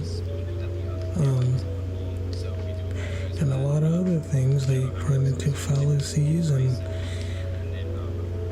until they can get to grips with they can't know everything, they can't do everything and be everything that they want, and even if they have a utopia, that they can't ultimately stop death because life kind of sucks for everyone, until they understand that you need someone like Jesus, who I believe is God, then you're always going to be stuck somewhere with a gap that cannot be filled by just pragmatism. You need both pragmatism and you need the morality. You need logic and you need morality. You need both. You need the ability to appeal to something that can give you both in a deterministic, logical, math, indifferent, dead universe, or reality cannot give that to you, because even if you posit that the universe is God itself, the universe itself, even if it is God, if you say it's God, or that reality is God, or existence is God, that can't give you objective justification, nor can it give you objective morality. And that's ultimately the issue, is because then you try to get an objective reality or objective morality and objectiveness from a human mind. But because they've already agreed that the human mind is finite, then they're kind of actually telling on themselves and basically saying that, yeah, my mind is more finite and not and it's not infinite. It's not universal in understanding all of reality, but I'm going to try to impose my beliefs being correct objectively in a subjective way, and that just doesn't work. It's all appeal to the self.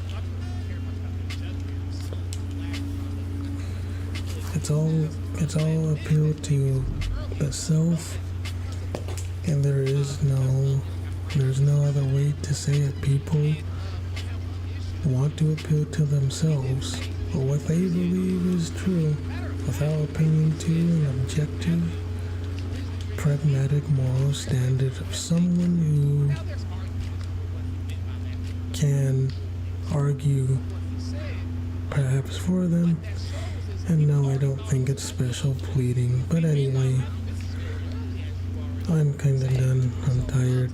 I've been streaming for a long time today, and